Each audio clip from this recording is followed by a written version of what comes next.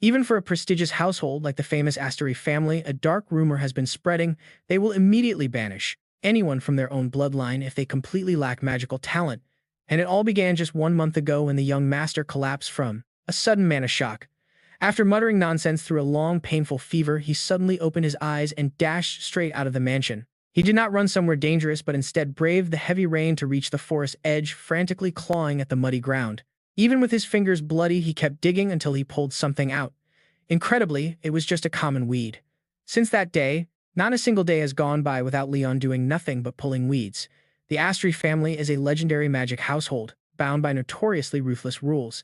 They gladly cast out any member who lacks talent regardless of their own blood relation. But lately, nasty rumors have been spreading within the estate, prompting a maid named Colette to whisper cautiously to the others.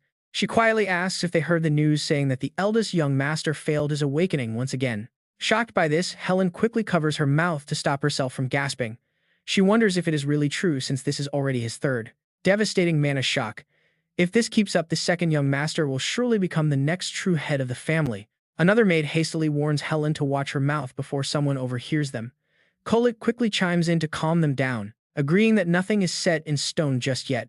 They are so engrossed in their gossip that they fail to notice. Sylvia has been quietly eavesdropping the entire time, but failing the awakening ritual 3 times in a row. It makes sense why the eldest young master went mad. Sabin agrees with Helen, noting that the young master was already quite eccentric before, but now his condition is supposedly much worse. Suddenly, Elvin speaks up in a raspy voice asking what they are discussing. Colette and Helen gasp in unison, asking if he really does not know. Colette looks absolutely terrified as she recalls the bizarre events from a month ago. Following his third mana shock, the eldest young master was bedridden for a long time. But the moment he finally woke up, he began muttering completely incomprehensible things and suddenly bolted straight out of the mansion. He ran straight out as if he had spotted something strange hidden deep within the back garden of the estate. They say the eldest young master dropped to his knees and dug into the dirt with his bare hands. He dug frantically until his fingers were bleeding and raw, eventually pulling out a strange prize that made him look completely ecstatic. His face was filled with pure joy, as if he had just discovered a legendary treasure, though it was totally worthless to anyone else. It was just a common weed. Both Elvin and Sylvia can hardly believe this incredibly bizarre piece of gossip they just heard. Elvin wipes the sweat from his forehead.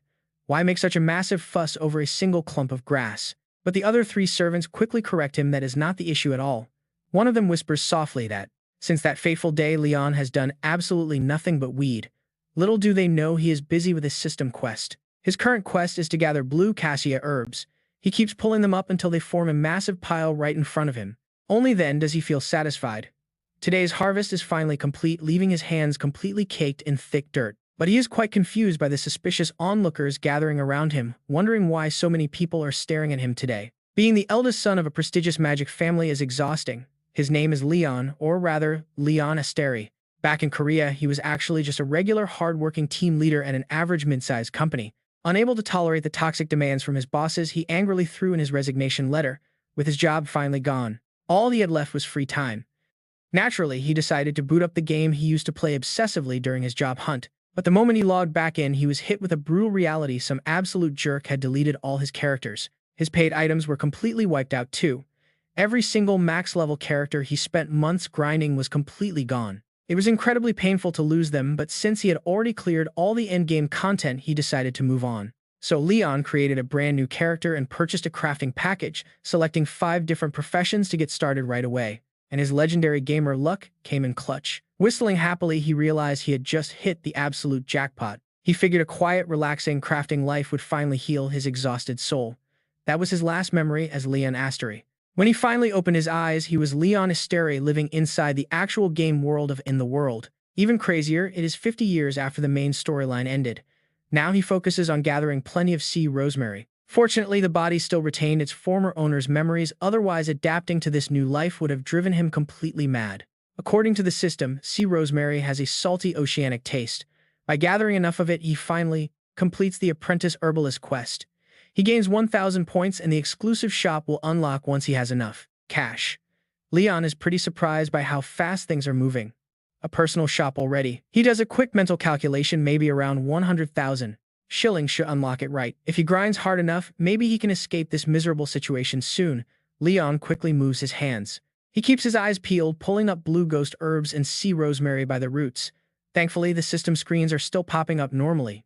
All his purchased game skills are completely intact too. Come to think of it, his current body just failed its third awakening. In the House of J, raw strength is absolutely everything. Someone like Leon, failing the mana awakening ceremony makes him a total outcast. Getting kicked out of the family immediately wouldn't surprise anyone. But if he wants to survive on his own, he needs one main thing: money. How can he make some quick cash while securing a safe exit from this place? Suddenly, a crazy idea flashes through his mind. Maybe he could just bribe the family head. With that thought, he immediately feels a strong urge to harvest every herb in sight. Time to level up fast and find a premium offering for the boss. Suddenly, he notices a strange bright green light glowing nearby. Leon darts toward the bushes like a flash of lightning. It has to be a rare find. Just as he thought, it is indeed a sun-red herb. Without any hesitation, he yanks the plant right out of the dirt. Got it. Instantly, the system screen details the rare herb's special traits. The sun-red herb's effects look incredible. Leon is absolutely thrilled, especially since he just unlocked a brand new achievement. That euphoric feeling completely tunes out the voices nearby. The calls of young master go unheard as Leon's eyes glow with excitement. His face lights up like high beams upon seeing a 3-star achievement. But the more he ignores them, the more persistent they get, calling him master. Finally, Leon snaps out of it and hears the head maid Sylvia calling him. Her cold glare is practically burning him. It feels like she wants to eat him alive. She notes how obsessed he seems with pulling weeds lately. Leon honestly replies. He claims he has his reasons. Standing up, Leon suddenly holds up the sun-red herb and asks if she can see it. Sylvia examines the plant for a moment and replies that it looks like a pretty high-grade medicinal herb to her. But that response is not what he wanted to hear. He clarifies that it's glowing, asking if she truly cannot see it. Growing confused, he wonders if she is really blind to it. Meanwhile, she stares at him as if he has completely lost his mind. It seems the servant rumors about him are true. She calmly replies that she indeed sees absolutely nothing glowing. Leon gets quite flustered by her judging stare. Staring down at the sparkling green light in his hand, he quietly mutters to himself. He wonders if he is the only one who can see it, merely trying to confirm if this system glow is unique to his eyes. Sylvia cannot stand watching him act so pathetic any longer. She requests the young master return inside immediately. He recovered a while ago but hasn't greeted the family head yet. In fact, the patriarch is looking for him right now. Leon is startled. The House of J is ruthlessly performance-driven, a dog-eat-dog environment where the strong take absolutely everything. The leader of the family is Patrick Asteri. He is the main person Leon must win over before planning his escape. Leon worries about his uncertain future. He assumed they would just ignore him for being useless, but a summons came surprisingly early. What should he do? He hasn't even prepared a proper bribe yet. This is turning out to be quite a tight spot. Fortunately, a clever plan to deal with Patrick Asteri crosses his mind. He quickly gives a message to Sylvia. He asks her to tell his father he will visit shortly, adding that he needs a little favor from her first. Sylvia delivers the message to Patrick Asteri.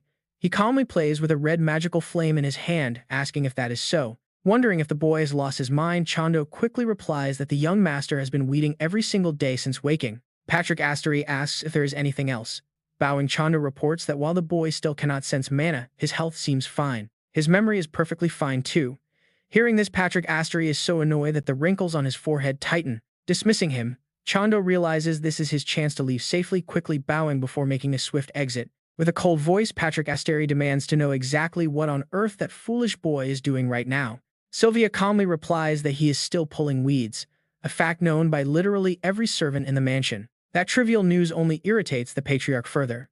To make things worse, Sylvia adds fuel to the fire with more details. Lately, the young master has even expanded his weed-pulling activities to the forest outside. Patrick Asteri is practically fuming now. He snaps that he didn't ask about that. Sylvia seems to enjoy pushing his buttons, casually adding one more message. She mentions the young master will come by later. Naturally, this completely shatters whatever patience Patrick Asteri had left. He stands up roaring in disbelief. Later, the boy has some nerve. Tell him if he doesn't get here now, he will burn down that entire forest. Sylvia, completely accustomed to these hot-tempered family reactions, remains perfectly calm. She promises to deliver the message word for word. Only after she leaves does Patrick Asteri let his guard down. Patrick adjusts his breathing using a magic orb to search for Leon's whereabouts. What a cheeky little kid. Patrick sniffles, grumbling about his young grandson Leon. Since the boy finally woke up, he should have run to his grandfather. He should have happily reported that he is all better now. Instead, for weeks, the boy has done nothing but mindlessly pull weeds. Back in his room, Leon is completely stunned. No way. The table is stacked with a massive pile of alchemy flasks. They look like advanced lab equipment complete with aluminum and metals. He cheers excitedly at the premium crafting tools before him. His grandfather brought out legendary treasures just because Leon wanted to brew some medicine. That is the power of being born rich. Leon quickly pulls up his system screen to review his skill attributes.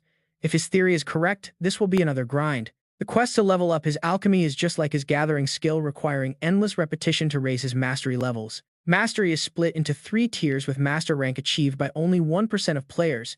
He drops a herb into his pot. As his mastery grows, his technique will sharpen directly, improving the overall quality of every single potion he brews. Stirring the pot, he grins like an idiot.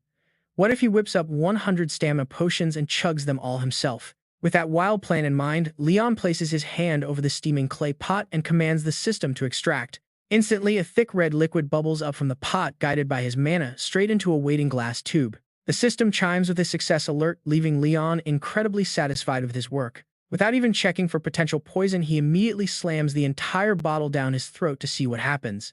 High-tier gear is truly a blessing. Right on cue, a system notification alerts him that he has successfully used the potion. He is now an apprentice alchemist. Leon laughs like a maniac. Right now, there is absolutely no sanity left inside this room. His mind has gone completely dark. The more potions he forces down, the faster his alchemical mastery gauge rises. Leon keeps chugging, completely ignoring the toll on his body. By the end, he is utterly exhausted and barely holding on. Surrounded by empty vials, his stamina is capped at 100%, yet he still has to force down more. This is pure, unadulterated torture. Just one last gulp left, he tells himself to push through. He forces the final drop down, his body shaking uncontrollably. But hold on, because this agonizing grind is finally paying off. 1,000 shillings are secured, and Leon has finally unlocked a brand new recipe. He mutters as he reviews the contents. He has got the details down, so now is time to start. He begins throwing his gathered herbs into the pot. While collecting these ingredients, he spent his time brainstorming the perfect gift for his grandfather. What would actually be useful? The old man has monstrous mana reserves, so mana potions are completely useless. Plus, physical fatigue is already handled by healers. The family keeps elite recovery mages on standby, so a basic health potion would just feel like a tacky gift. Then he thought of a potion to relieve mental exhaustion. That is what Leon is focusing all his attention on crafting now. His grandfather tackles a mountain of work daily. High mages can use mana to sustain their physical bodies, but mental fatigue is different. Work stress cannot be cured by magic alone. Leon is putting everything into making this gift truly special for him. The mixture in the pot starts to glow, matching the recipe perfectly. A fresh, soothing scent begins to fill the air. He quickly pours the liquid into a vial. He has got a great feeling about this batch, even if it was useless in-game. Back then it was just common junk, but in reality it feels entirely different. Leon places his hand over the new bottle. He commands the system to extract once again. Guided by his mana, the liquid transforms before his eyes. The process brings back memories of his past life as Leon Asteri. Right then, a system notification flashes on screen. His potion-making specialty has officially activated. He successfully brews a mental recovery potion, and the results completely blow him away. It is a high-grade 2-star potion. To craft something of this caliber, an alchemist would normally need at least level 8 mastery. This is absolutely perfect for winning over his grandfather. He was completely exhausted just a second ago, but now look at him. Just getting a sniff of the scent instantly clears his head. He has crafted a potion far beyond his current level. The system notifies him that a mana loop has formed, unlocking a new passive skill that lets him manipulate mana. With this, he can control his energy with extreme precision. He waits quietly for his newly acquired skill to settle. Clutching the fresh potion tightly, Leon is thrilled to have finally awakened his mana. He wonders if this is truly magic. A sinister, slightly unhinged grin creeps onto his face. Meanwhile, he has no idea that someone has been watching him the whole time. Through a tiny crack in the door, Chando has been silently spying on Leon. The mysterious observer shows no emotion at all. He quietly turns around and walks away. Chando quickly departs, keeping his thoughts completely hidden as he leaves the area. Leon looked around his room. For him, everything today had gone incredibly well. His body, which originally couldn't even feel mana, now possessed magical power and was making money. It was perfect. His plan to leave the clan was going incredibly smoothly. Sunlight streamed through the window and he closed his eyes, savoring the absolute thrill of his sudden and unexpected success. But a second later, his confident grin completely crumbled. He suddenly realized he had forgotten something very important. After racking his brain for a long while, Leon gasped as he remembered his grandfather. Meanwhile, Patrick frowned and spoke up. Why was Leon taking so long? He shook his head in disappointment. Making a few potions shouldn't be this difficult. Patrick spoke with absolute authority. Who was he? He was Patrick after all. He continued with immense pride, one of the greatest pillars among the legendary heroes. Patrick's gaze sharpened, his voice commanding. As the head of the AG clan, he could build his own independent nation whenever he pleased. Those were the legendary titles attached to his name, yet he felt completely helpless regarding his only grandson. If Leon would just stay out of trouble, Patrick could ensure he lived in luxury forever. He truly had no idea what the boy hoped to achieve with such a weak and fragile body. Patrick sighed. Does our family lack money? Patrick grumbled, or are we short on power? Sylvia smiled and gently spoke up.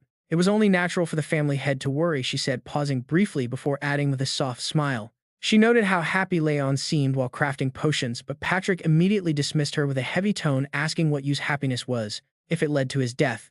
Clenching his armrest, Patrick looked deeply pained. This was Leon's third mana shock. Surviving even one shock was a miracle, and his grandfather's voice grew heavier. He couldn't keep relying on miracles. There was no guarantee Leon would make it next time. Outside, Chando hurried along, reminding the young master that the master was waiting. Leon merely smiled, saying he knew as much. Meanwhile, inside, Patrick sat in somber silence, his eyes clouded with worry. He only wanted his grandson to live a peaceful, healthy life. Chando then bowed deeply, announcing that the young master had arrived. Pardon the intrusion, Chando announced as he raised his head. The young master has arrived, and Leon quietly stepped inside. He apologized for his tardiness, but Patrick just stared at him gently, scolding him for taking so long to visit after recovering. Leon sighed quietly under his grandfather's gaze, taking a moment to steel himself before addressing the old man's deep-rooted concerns. After pondering for a brief moment, he calmly explained that the recent mana shock had made him reflect on his life. He openly admitted his complete lack of magical talent, a fact known to everyone in the clan. Sylvia watched him deeply concerned. He offered Sylvia a reassuring smile, saying he was well aware of his own limitations and was not bothered by them. Looking down, Leon calmly admitted that he simply couldn't accept the idea of being completely unable to control magic. Clenching his fist, his voice dropped as he confessed that accepting such a reality made him feel entirely useless to the family. But then Leon raised his eyes, his gaze filled with a sudden, unshakable determination that took his grandfather by surprise. Things were different now. This was the result of his tireless effort, and he flashed a highly confident smile. He could finally accept himself and live without bringing shame to his name. Then his tone softened with genuine sincerity. He acknowledged how exhausting it must have been for his grandfather, causing Patrick to suddenly freeze in surprise. Patrick quietly observed his grandson, sensing a profound change in him that went far deeper than just a new aura. It was something fundamental. Patrick remained silent, his eyes drifting down to the gift Leon had placed in front of him. He wondered if his grandson had spent all this time crafting this gift just for him. Patrick nodded in quiet appreciation. It was admirable, but Patrick reminded himself that his power already surpassed mortal limits, making standard medicine useless to him. Even deadly poisons couldn't affect his legendary body, so a simple potion like this wouldn't do much of anything. Leon smiled, explaining he had made it with his grandfather in mind before gently pushing the thoughtful flask forward. He urged Patrick to give it a try whenever he had time. Patrick smiled, unable to hide his genuine happiness. After a brief pause, Patrick asked if Leon was finished. Leon bowed and replied that he was, and Patrick nodded calmly. He dismissed Leon, who bowed and quietly walked out. Sylvia smiled softly, teasing that Patrick seemed incredibly pleased. Patrick quickly cleared his throat, trying to play it cool, by claiming that the gift was really no big deal. Still, his eyes drifted back to the flask. Staring at it, Patrick narrowed his eyes as if trying to recall something familiar. He felt like he had seen this design somewhere. Sylvia examined the potion closely, pointing out a peculiar detail. A standard mana potion should emit magical fluctuations, suggesting they analyze it, but Patrick shook his head. He firmly refused her suggestion, stating he wanted to personally experience and enjoy his grandson's heartfelt gift. Sylvia smiled, let out a soft sigh, and looked at Patrick. She bowed respectfully, saying she understood and would take her leave first. Patrick gently stroked the bottle with a soft smile, wondering how long it had been since Leon Asteri last gave him a gift. He admired the present with a quiet sigh of admiration. Upon closer inspection, his grandson's craftsmanship was incredibly impressive, even with top-tier tools. Without a deep mastery of medicine and alchemy, completing a masterpiece like this overnight would have been flat-out impossible. What a remarkable kid, Patrick thought with a chuckle, muttering that while this potion might not do much for him, it would be a shame to let his grandson's gift go to waste. He decided to taste it, slowly opening the bottle. He took a slow sip. Patrick leaned back in his chair and closed his tired eyes, feeling completely stunned. A profound sense of peace washed over him, completely soothing his mind as forgotten memories began to gently drift back. Visions of the past flashed before him like scattered fragments of a mirror, making him look back on his long life. Patrick slowly drifted off. Before long, he fell into a deep slumber, though it was only a brief rest. hardly even qualifying as a real sleep, yet in his dreams a soft smile appeared on Patrick's face as sweet serenity filled his mind. After a moment, he slowly opened his eyes, staring ahead in a daze of nostalgia for the precious days he deeply missed. It was a beautiful dream of the past. Blinking in sheer surprise, he wondered aloud if he had actually fallen asleep. Patrick closely examined how his body felt, but there was no discomfort, nor did he feel that familiar, empty fatigue. Clenching his fist, astonishment washed over his face. It was bizarre. His mind felt incredibly light, and that chronic headache was entirely gone. The stubborn pain that seemed destined to plague him forever had vanished. Patrick sat quietly at his desk, his gaze drifting away. With a helpless chuckle, he muttered that the potion was just as stubborn as the boy himself. Resting his chin, his look sharpened. Indeed, Leon Asteri could not be locked in a cage forever just because of his weak constitution. He only needed a way to stop the mana shock from happening. Caressing the empty bottle, Patrick silently wished for his beloved grandson to stay healthy by his side. Meanwhile, in a corner of the courtyard, Colette gasped in shock. Wait, is young master Leon Asteri actually about to die? Helen leaned in close, whispering that he had even given the family head a parting gift as a final farewell. She smirked, claiming that was why he had been weeding the yard lately. Ga crossed his arms with a mocking sneer. He jeered, suggesting Leon Asteri was probably just picking out his own grave. Suddenly, a loud noise behind them made him shriek in terror. Startled, the girl frantically scrambled for an excuse to flee, muttering about laundry. Ash quickly waved his hands to disperse the crowd. Urging everyone to get back to their chores, Chando turned to look at the girl nearby, softly asking Hannah if she was okay. Sighing, Hannah shook her head, mentioning she was fine, but heard that the young master's personal servant had just quit again. Chando widened his eyes in disbelief, asking if it was happening yet again. Hannah tightly clenched her fists in mounting anger. Calling those lazy servants completely shameless, she recalled how they once bragged about having the easiest and most relaxed job in the estate. Her fury grew as she ranted about them quitting without warning over silly rumors, despite promising to stand by the family. She scoffed, declaring they had absolutely no loyalty whatsoever, especially after all the kindness they had received over the years. They threw away years of favor from the young master, completely forgetting his generosity. The second of baseless rumors started spreading. Chando's face suddenly went pale. He frantically nudged her, stammering for Hannah to look behind her as a calm voice suddenly spoke. Startled, Hannah spun around, nervously stuttering Sylvia's title. The butler smiled politely, asking if they could share the juicy details. Keeping her gentle smile, Sylvia softly admitted she was incredibly curious to hear exactly what all the whispering was about. Later, Sylvia bowed her head, apologizing to Patrick for her tardiness. He casually waved it off, assuring her it was fine. She smiled and shook her head, saying nothing was wrong before slowly stepping forward to ask why she was summoned. She explained she was just organizing some household chores, then asked why Patrick had summoned her so early in the morning. Patrick stared at her with deep concern, slowly pushing the glass bottle forward. He asked if she could examine it. Using her witch's eyes, Sylvia cast her gaze down to closely inspect the mysterious potion sitting on the desk. Her brows furrowed in disbelief. She muttered that this was far beyond anything the young master could ever create. Sylvia froze as her eyes widened in complete shock. It hit her. This was none other than the legendary hero's potion. Memories of the past flooded Sylvia's mind. The legendary hero, the savior of humanity who single-handedly ended the demon war. 50 years ago, that hero vanished without a trace. Sylvia recalled with deep reverence that no dungeon could ever hold him. Clenching her trembling fist, her voice grew quiet, describing a legendary figure so powerful that even the gods feared him. A sudden spark of hope ignited deep inside her. Perhaps he was the only one who could find the hidden covenant within the maze of this mansion and free me, the only one. Sylvia takes a soft breath, confidently declaring this item is something only a true hero can possess. Patrick Asteri remains completely calm, slowly speaking up, telling her they shouldn't rush to conclude. If this really is a hero's potion, its effects should be much stronger than this. He falls silent, deeply analytical, still harboring a lingering doubt. Besides, Sylvia gently shakes her head, silently rejecting the idea of Leon being a hero. Patrick Asteri looks at her, slowly explaining that regardless of his identity, he still plans to ask the boy for a better potion, wanting her to feel the same soothing relief he felt. Sister Sylvia asks in complete surprise for me. Patrick Asteri smiles warmly, calmly explaining. Exactly, has she not lived in a weary, sluggish state for hundreds of years? If this simple potion works on an 8-circle archmage like him, it should certainly help her too, even if only a little. Sylvia chuckles softly, finding his concern quite amusing, before bursting into a hearty laugh that echoes through the room. She shakes her head, amusement dancing in her eyes. Worrying about a witch is completely useless. After all, we are born with a 1,000-year lifespan, immune to all illnesses, possessing top-tier mana and skills. Her playful smile slowly fades as she continues, arguing there is really no need to trouble their adorable grandson. Patrick Asteri falls silent, processing her words for a brief second before smiling. Sylvia gazes at him warmly, adding that she deeply appreciates his kind heart, leaving him quietly touched. A moment later, Leon walks into the room, noting his grandfather looks rather troubled, asking what is on his mind.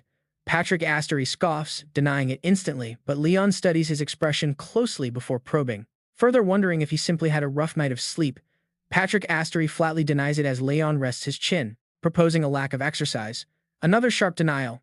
He tilts his head seriously, wondering if old age has made greasy foods hard to digest. Patrick Asteri glares, calling him a cheeky brat, but Leon remains completely unfazed as he points to the table, suggesting that if it is none of those things, it must be the potion he gifted, catching the old man off guard.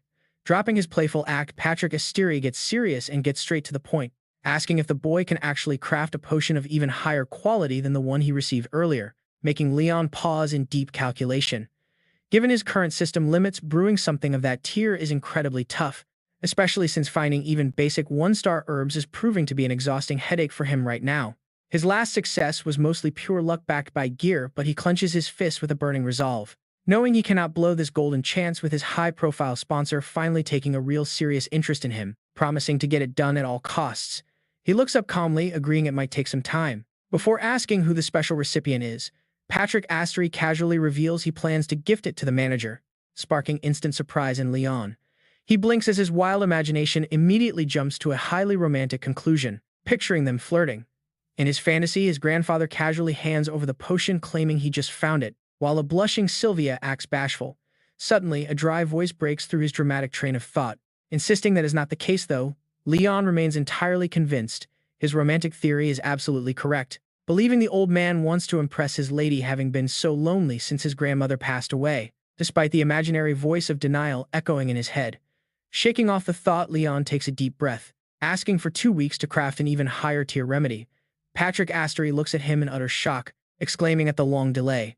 Sensing the old man's slight impatience, the young alchemist quickly pivots his plan, promising to deliver the goods within just 1 single week. Internally, he eagerly pumps himself up for this, viewing this as the perfect chance to maximize his favorability points.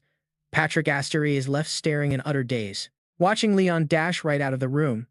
Once in the garden, he frustratingly scratches his head, realizing his dilemma: how to craft a 3-star potion. There is simply no time to mindlessly grind his levels to reach that brewing tier.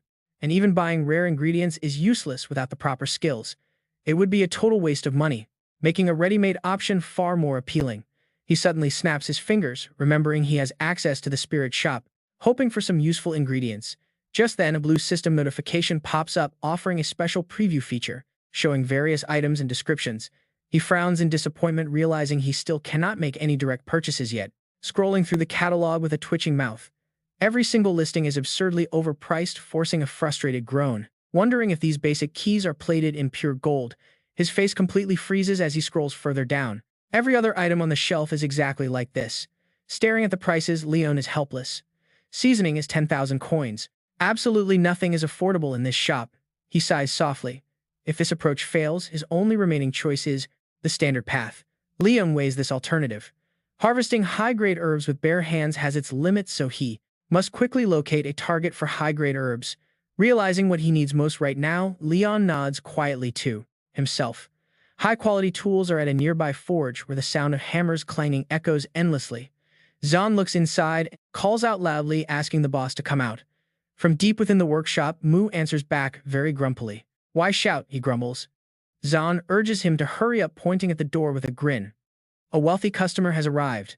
Mu freezes, his tone shifting instantly.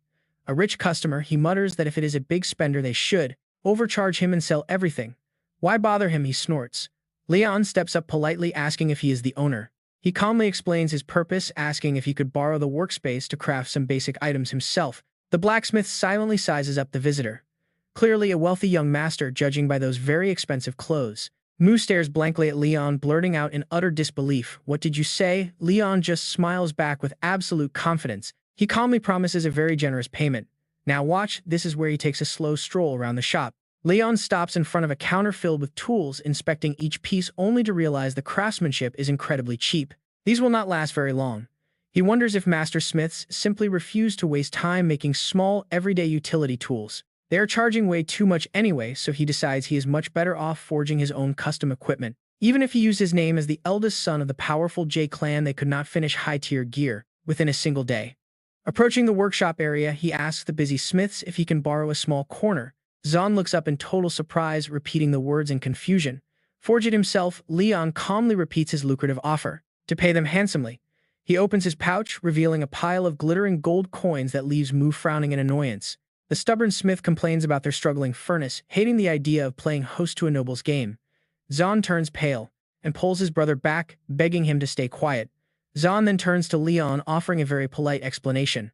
He says that while the young master grew up in luxury, this amount of money is far too much for a shovel. He urges Leon to take the gold back, warning him that scammers are always waiting to exploit naive, wealthy targets.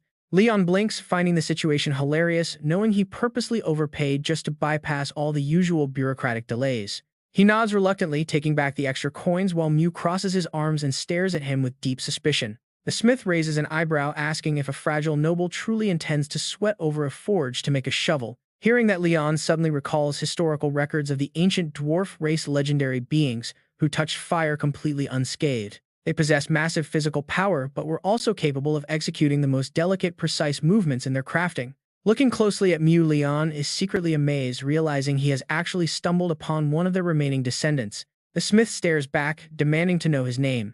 Leon calmly introduces himself with a clear, steady voice. The blacksmith freezes, asking if he is indeed the famously crazy son of the notorious J family. Mu immediately barks orders to set up a workspace for their eccentric guests, while Zahn desperately tries to intervene. Zahn frantically begs his brother to watch his mouth before pointing Leon toward a forge in the corner. Mu tells him to use the assistant however he likes. Leon nods politely, thanking them before recalling a final question. He asks for the smith's name, only to realize the impatient man has already walked off. Zahn smiles and explains. He says his brother is named Milan Mu, but Leon can just call him Mu, introducing himself as Zahn. The polite young man bows, offering to guide the noble guest through a quick tour of their busy workshop. Zahn welcomes him to look around, explaining each station in detail before pointing out the front exhibition area. He explains that finished pieces are displayed right out front, while Leon quietly takes in the surrounding setup. The equipment is solid and the layout is highly organized, yet Leon still finds himself frowning in absolute confusion. He wonders why the end products are of such low quality. Then a sudden flicker in the furnace catches his eye. The system interface instantly warns him of a low-grade fire spirit, noting that it is far quieter than normal. Leon turns to ask Zahn if the furnace flames are always this weak, and the assistant hesitates before replying. He sighs, explaining that while the fire is still burning, the overall heat has dropped significantly over time. But how did you know that? Leon simply smiles and calmly answers that the fire told him. Then he keeps going. He offers to show him how to make a shovel, but Milan Mu's voice suddenly cuts in from behind, telling them to hold on. He orders them to stop, then looks at his brother and tells Zahn to get back to work because they need to talk in private. Once outside Milan, Mu stares straight at Leon with a dead serious expression and asks him if he really saw it. Leon nods to confirm that he did, and Milan Mu leans in, asking in a low whisper if he can actually fix it. Leon calmly replies that he probably can, making Milan Mu hesitate for a second before clenching his fists and taking a deep breath. Then he makes a deal: if Leon can truly fix it, Milan Mu will personally teach him the legendary art of blacksmithing. Milan Mu promises to give him top priority for any future crafting orders, a massive offer that instantly gets Leon's attention. This forge is famous enough to take orders from other territories, so having priority is a huge cheat code for him. Realizing the immense value of this proposal, Leon flashes a confident smile and tells Milan Mu to leave it to him. Inside the forge, a weak flame flickers in the dark as Leon slowly approaches the dying fire, while Milan Mu watches in silence. His heart is heavy with worry. He built this place into the grandest forge around, but the fire spirit is completely out of energy. He clenches his fists in despair because relying only on artificial heat will ruin the quality of his weapons. His skills have limits too, and as a dwarf he cannot even understand spirits. Without a miracle, he is completely done for. He feels utterly helpless, but Leon simply stares at the fading flame and calmly asks what would happen if they just left it alone. Milan Mu silently studies the thin young man before him, doubting his abilities, but if he really can see spirits, it is worth a shot. Leon listens closely for a moment and then translates that the little fire spirit is saying is extremely thirsty. Milan Mu blinks in absolute disbelief. A thirsty fire spirit. He scratches his head seriously, wondering if he should pour some water on it. Leon quickly stops him, yelling if he is crazy for wanting to throw water on a fire, while Milan Mu raises his hands defensively. He argues that Leon was the one who said it was thirsty, so Leon takes a deep breath and tells him to calm down. He explains that they need to give it something a fire spirit can actually drink, making Milan Mu look at him with hope. He promises to give Leon his ultimate masterwork or literally anything else he desires if he can pull this off. Leon raises an eyebrow to confirm if he is serious, and Milan Mu nods instantly, causing a confident smirk to play on Leon's lips. Leon smiles and says he will start tonight, and as darkness falls, his room remains brightly lit. Massaging his temples, he sighs, even in another world he cannot escape working overtime. And then the system voice chimes in. The system alerts him that the low-grade spirit is crying out as its essence drains, urging him to quench its thirst. He chuckles and promises to help it, analyzing the status window to see that the little spirit is severely dehydrated. Usually a spirit would not burn out completely like this, but this is the biggest forge in the whole territory. A fire spirit dying of overwork and dehydration is almost too ridiculous to believe, but he quickly finds a solution. Now that he understands the root cause of the issue, he knows exactly what ingredient he needs: sea rosemary. A crafting recipe for sea rosemary oil pops up and he reads the instructions, muttering about how simple it seems. It is normally just a salty herb, but with the right processing it turns into an oil that fire spirits can easily absorb. The system immediately registers the completed sea rosemary oil, and Leon nods with satisfaction as he inspects the bottle. Done, he whispers carefully, bringing the oil closer to the flame and telling the little spirit to drink up. The system announces that its thirst is partially quenched as the spirit and oil synchronize, but another alert quickly appears. The spirit is still thirsty, so Leon sighs and rolls up his sleeves, preparing to brew another batch of oil. He gets right to work swiftly, moving through each step without wasting a second, and soon the system alerts him again. Its thirst is fully quenched and its essence restored, followed by a message showing the spirit's gratitude and increased synchronization. He smiles at the blazing flame and thanks it while Milan Mu watches in absolute shock before finally speaking. He calls him an eccentric kid, completely amazed that he actually pulled off a miracle, and looks at him with deep respect. But Milan Mu's expression quickly changes as Leon suddenly wobbles on his feet and he asks if he is all right. Leon waves his hand with a weak smile, insisting he is fine and that it is just from staying up all night. Milan Mu panics, catching him quickly and shouting that he absolutely cannot die on them like this. Later, the adorable siblings Thon and Lip curiously crowd around the table, asking the young man for his name. Before he can even reply, they excitedly introduce themselves as Thon of Gold and Lip of Jade, melting everyone with their cuteness. It is a sight that makes anyone smile. Seeing how close those two kids are makes him feel a bit lonely, thinking about his own sibling. Come to think of it, does he even have any siblings? What would they look like? If his memory serves him right, that person was pretty prickly and probably did not like him very much. After pondering for a while, he shakes the thought away. He reassures himself that as long as they do not cross paths, everything will be fine. Besides, he has absolutely no interest in becoming the family head anyway. Suddenly, a loud shout from behind startles Leon. "Oh my goodness, children," Gia yells as she runs over. She scolds the mischievous kids, telling them to play elsewhere while the young master eats, so his title is Young Master. Leon chuckles softly and introduces himself as Leon. Little Thon gets super excited, clearly preferring to use a fun nickname instead. But Young Master sounds way cooler, so he insists on using that. Leon is fine with it. Shoot away the two children. Gia sighs, telling them to stop bothering the Young Master's breakfast. The kids just chant Young Master as they leave. Leon sits down for breakfast with Milan Mu's wife. She apologizes deeply for her children's wild behavior, but Leon smiles warmly. He tells her it is actually nice to see such energetic kids. Plus, he adds, "This soup is absolutely delicious." She looks relieved. Still, she cannot hide her lingering worry from earlier. She admits she was incredibly shocked when her husband brought him home. Gia expresses her deepest gratitude for everything. She heard about how much trouble Leon went through because of her husband. On top of that, he even stepped in to solve their huge crisis. She has no idea how they can ever repay him. Leon brushes it off, saying a warm place to sleep and a hot meal makes them completely even. Just then, Milan Mu returns. The kids shout out that Dad is back, rushing to greet him at the door. They eagerly ask if the young master cured the spirit. They tease him about his dirty face and he laughs it off. Leon smiles and suggests they get ready to head out. If Leon is done eating, it is time. Milan Mu grins confidently, announcing that everything has been fully prepared. Leon is about to be. Leon is completely stunned, and honestly you would be too looking at this luxurious gold-bordered board. Milan Mu explains that he keeps his word. No matter what Leon asks for, he will always make it a top priority. If they are both busy, Leon can just write his requests on the board and Milan Mu will deliver the finished goods. But that is for later. Right now, Milan Mu eagerly leads the way to the forge, telling him to come inside. Leon is amazed to find solid blocks of pure iron waiting for him. Milan Mu explains his thoughtful setup. He figured Leon would pass out if they had to melt raw ore first, so he prepared these refined materials beforehand. High-quality iron prepped by a true dwarf descendant. Leon realizes just how seriously his mentor takes this craft. He admits Milan Mu is taking teaching way more seriously than expected. Milan Mu scoffs, asking if Leon planned on half-assing this. Leon is eager to jump straight into his very first blacksmithing lesson. Not at all, he says he is ready to learn. He asks what to do first.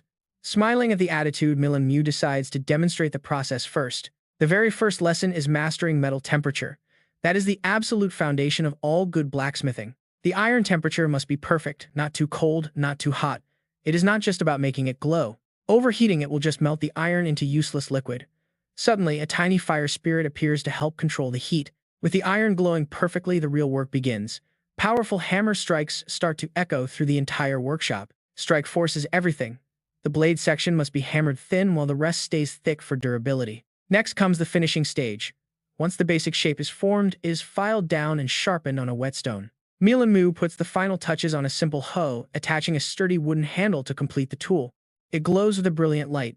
See how easy that was? Milan Mu confidently boasts about his masterful skills. Sure, it looks pretty impossible for any normal person, but he has a master blacksmith guiding him.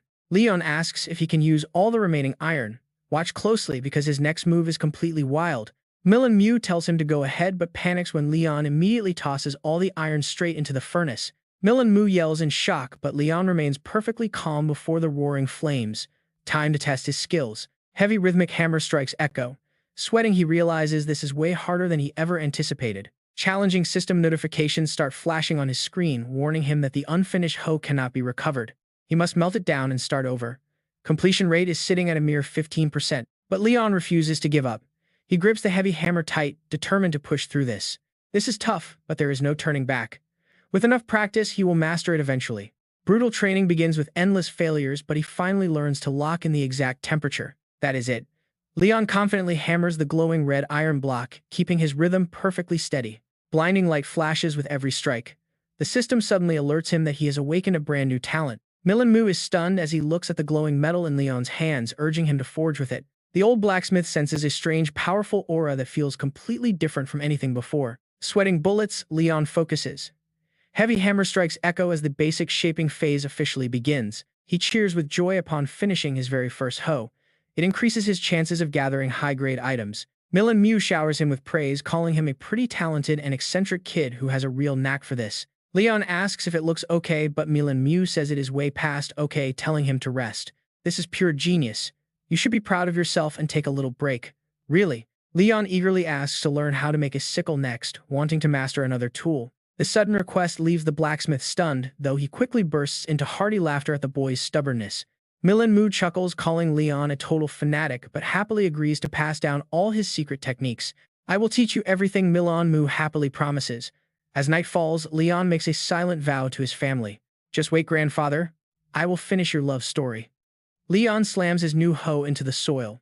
A detailed system screen displays the information of the rare finger ginseng he just harvested. It has similar effects to wild ginseng, but is shaped like a human finger, requiring delicate harvesting. Once used correctly, it boosts stamina.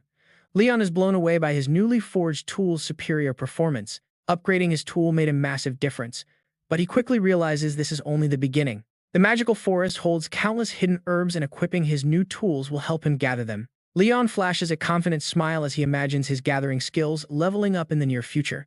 If his digging proficiency increases just a bit more, crafting 3-star potions is totally within his reach. He eagerly gets back to work to practice, and system alerts for new items keep popping up. He collects banana sweet potato leaves and stems, then spots a massive tuber exposed deep in the dirt. Just as he guessed it is a sweet potato, there must be plenty more hidden under the dirt. He swings his hoe down hard, but a sudden burst of bright fire erupts, catching him off guard.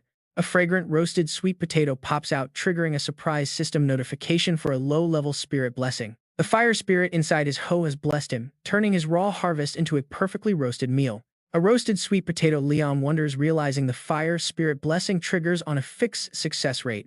It instantly roasts any edible item to perfection, which is absolutely amazing to see. He only had to swing his tool once. The golden steaming banana sweet potato makes his mouth water. Without wasting a single second, Leon decides to dig right into his delicious snack. Time to eat, he says, taking a massive bite that immediately sends him straight to heaven. It is incredibly hot, but sweet potatoes are always best when they are scalding enough to burn. The taste is perfectly sweet and rich, like having a warm treat washed down with fresh milk. To Leon, this simple snack is a world-class delicacy, and its sweet aroma starts drawing local visitors. A tiny bird flutters, overdrawn by the smell. Looking at its hopeful eyes, he instantly understands. Want some too? He asks, breaking off a small piece for it. The little bird takes a curious bite. Its eyes immediately light up with joy. Leon chuckles, telling the little guy to eat up. Watching it flutter around makes him nostalgic, reminding him of an old in-game companion from back then. He stands up as the morning sun begins to rise, leaving the delicious meal behind. Fully energized, he gets ready to gather potion ingredients, though he might dig up a few more potatoes first. Meanwhile, deep inside the palace, someone is letting out a heavy, miserable sigh of frustration. It is none other than Chondo, leaning against a tree with a deeply worried and anxious expression. 3 days have passed since Leon left, and the suspense is driving him absolutely crazy right now. Is he around right now? Behind Chondo stood Sylvia, looking completely unbothered even though the young master had not returned yet.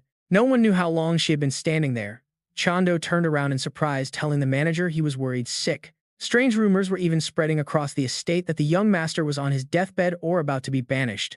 But the rambling was suddenly cut short by an excited shout. Look, it is Leon Asteri with a new friend on his back. Leon asked if everyone was waiting for him. Chondo spotted his beloved master and called out to him with absolute joy. Chondo rushed over, fussing over the young master's beaten-up state. Leon gently reassured him that he was perfectly fine, but Leon casually scratching his head did not please Sylvia at all. She frowned, wondering how the aged heir could look so messy. Chondo curiously pointed at the bird, asking what kind of creature it was. Only then did the young master realize something was off. Leon noticed the bird perched on his shoulder, wondering when it had started following him. Suddenly, Sylvia stepped in and interrupted. She told him he did not need to do this anymore. Leon immediately understood, asking if his grandfather had spilled the beans. Leon sighed helplessly, complaining about his grandfather's complete lack of tact. His relaxed attitude left Sylvia totally stunned. He added that his 1-week deadline was not up yet, so she should just wait a little longer for him. It took some extra time to gather all the ingredients, but he had finally collected everything. Sylvia was completely shocked. Leon ran inside, shouting back for her to wait just a bit more, promising to brew the medicine as fast as possible. Leon told Chondo to head back to work since he was fine, leaving the loyal servant looking absolutely pitiful and helpless.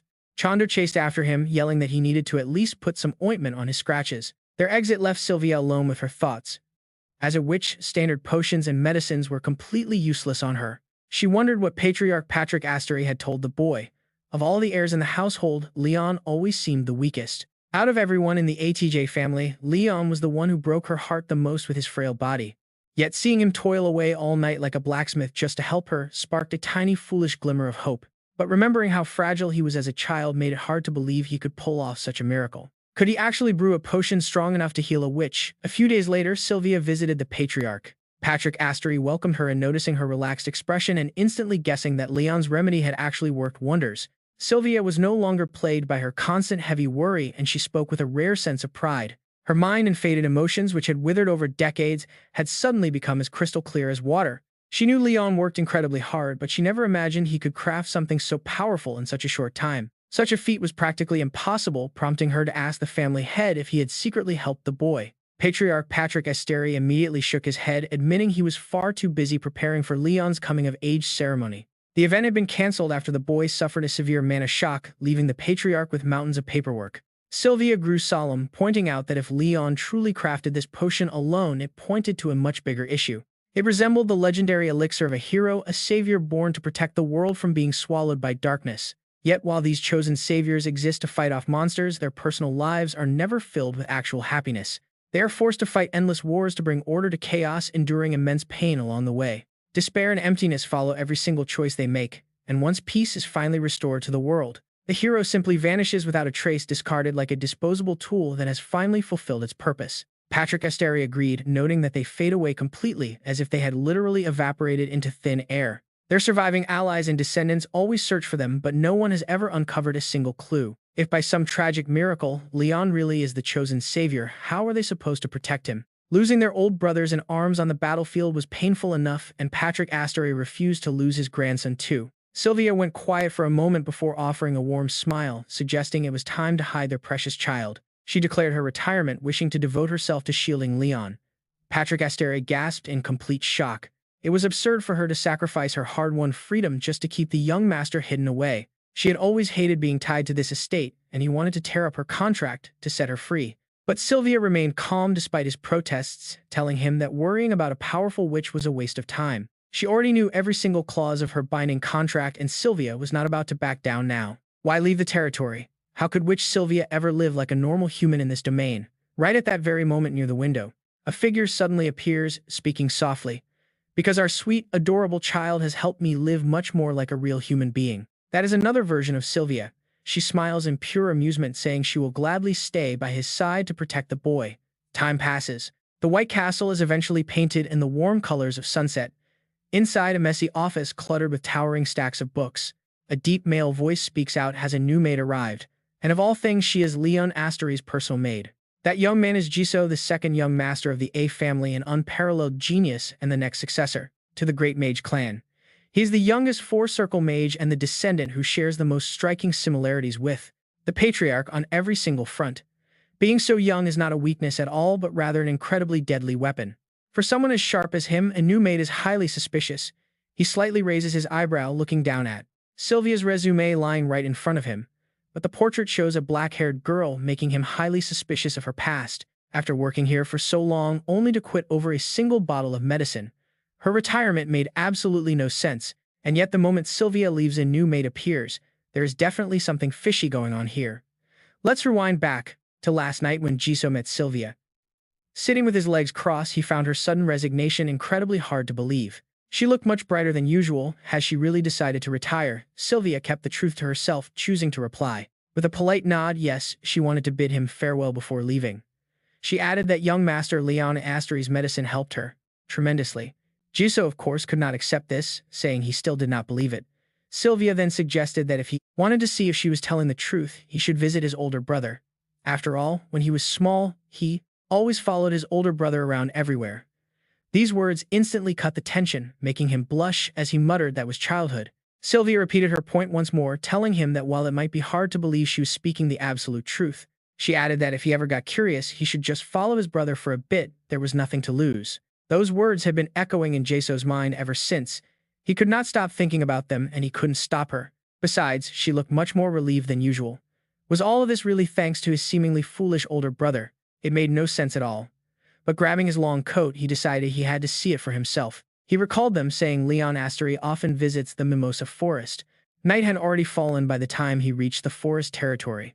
Jisoo ventured deep into the dark woods alone, complaining along the way that this forest was as gloomy and unpleasant as ever. There was not even a proper path. What on earth was worth coming here for? If he needed herbs, he could just ask Ron to gather them for his alchemy. Suddenly, a strange rustling sound caught his attention. What on earth was that? Jisoo immediately followed the noise, drawing closer to the source.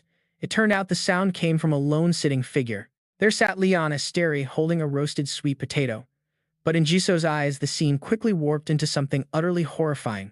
What on earth was he doing? Just as Leon Asteri opened his mouth wide to take a massive bite, Jisoo hurriedly cast a spell. Don't eat that filthy thing. For about 2 seconds, time seemed to freeze as everything ground to a sudden halt. Leon Asteri slumped to the ground, screaming in despair. His snack was right at his lips, only to be utterly ruined. He fell to his knees, weeping over his ruined, obliterated sweet potato. Leon Asteri spun around in absolute rage, demanding to know who did this and why. But when he saw who it was, he froze. Standing right there was his little brother. Leon Asteri gasped in surprise, asking what Jisoo was doing here. Meanwhile, Jisoo was internally panicking over his own rash action. He only wanted to take a quick peek and slip away. Seeing his flustered face, Leon Asteri smirked and asked if he came to size up the competition. Jisoo coughed awkwardly, quickly apologizing for using magic out of nowhere, but insisted it was because Leon Asteri shouldn't be eating something so covered in dirt. Leon Asteri quickly corrected him, explaining that potatoes are grown in the ground, so of course they have some dirt on them. Hearing this, Jisoo grew a bit curious about this strange food item, a sweet potato. You mean that starch-rich tuber? This overly scientific definition left Leon Asteri completely speechless on how to respond. No one had ever defined a sweet potato like that before. But this sudden realization made Leon Asteri look at him with pity. He realized with shock, was Jisoo serious? Had he never eaten one before? The question caught the young genius off guard. His bewildered expression was answer enough. Leon Asteri looked at him with sheer pity, saying he was missing out on life's simple joys. Jisoo scoffed, finding this reaction completely absurd. But as the eldest brother, Leon Asteri was determined to show him the light. He would make sure his little brother experienced this culinary masterpiece. He told him to sit down and rest for now. Leon decided to dig up a few more sweet potatoes nearby. Jisoo hesitated but did not refuse.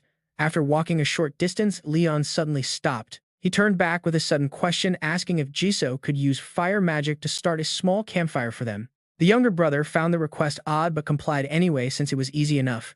While Leon went digging, Jisoo quickly got the fire going. Leon soon returned with his arms completely loaded with sweet potatoes.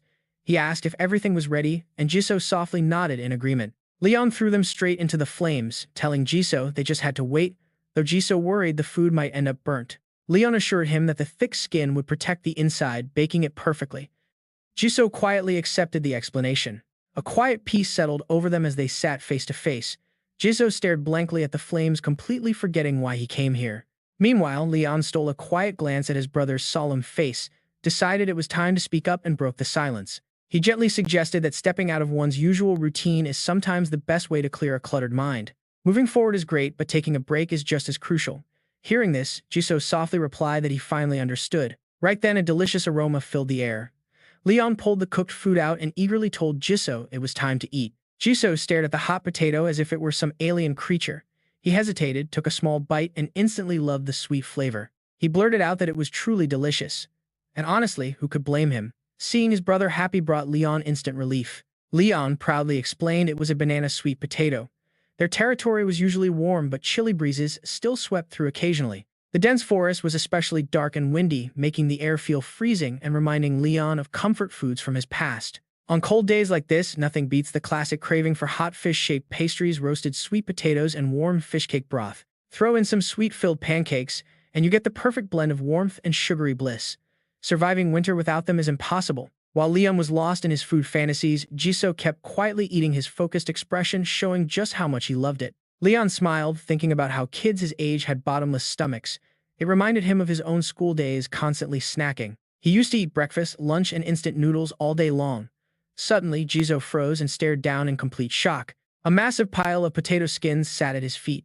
Seeing Jisoo realize how much he ate, Leon laughed, glad he liked it. Feeling a bit embarrassed, Jisoo offered a shy, mumbled response. It was a rare, warm moment of genuine connection between the brothers.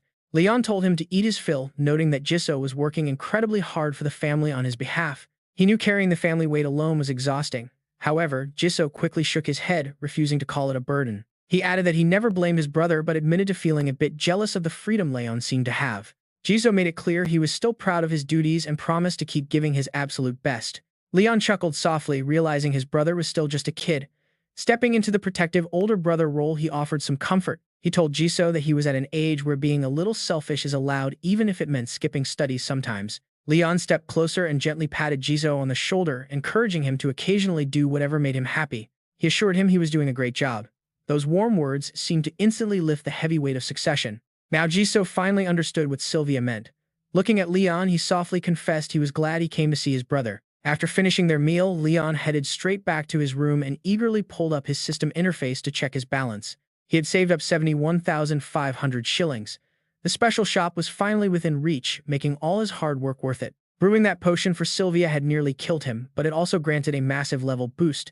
Still, one detail left him uneasy. Still, it was a pity the old man got rejected by Sylvia.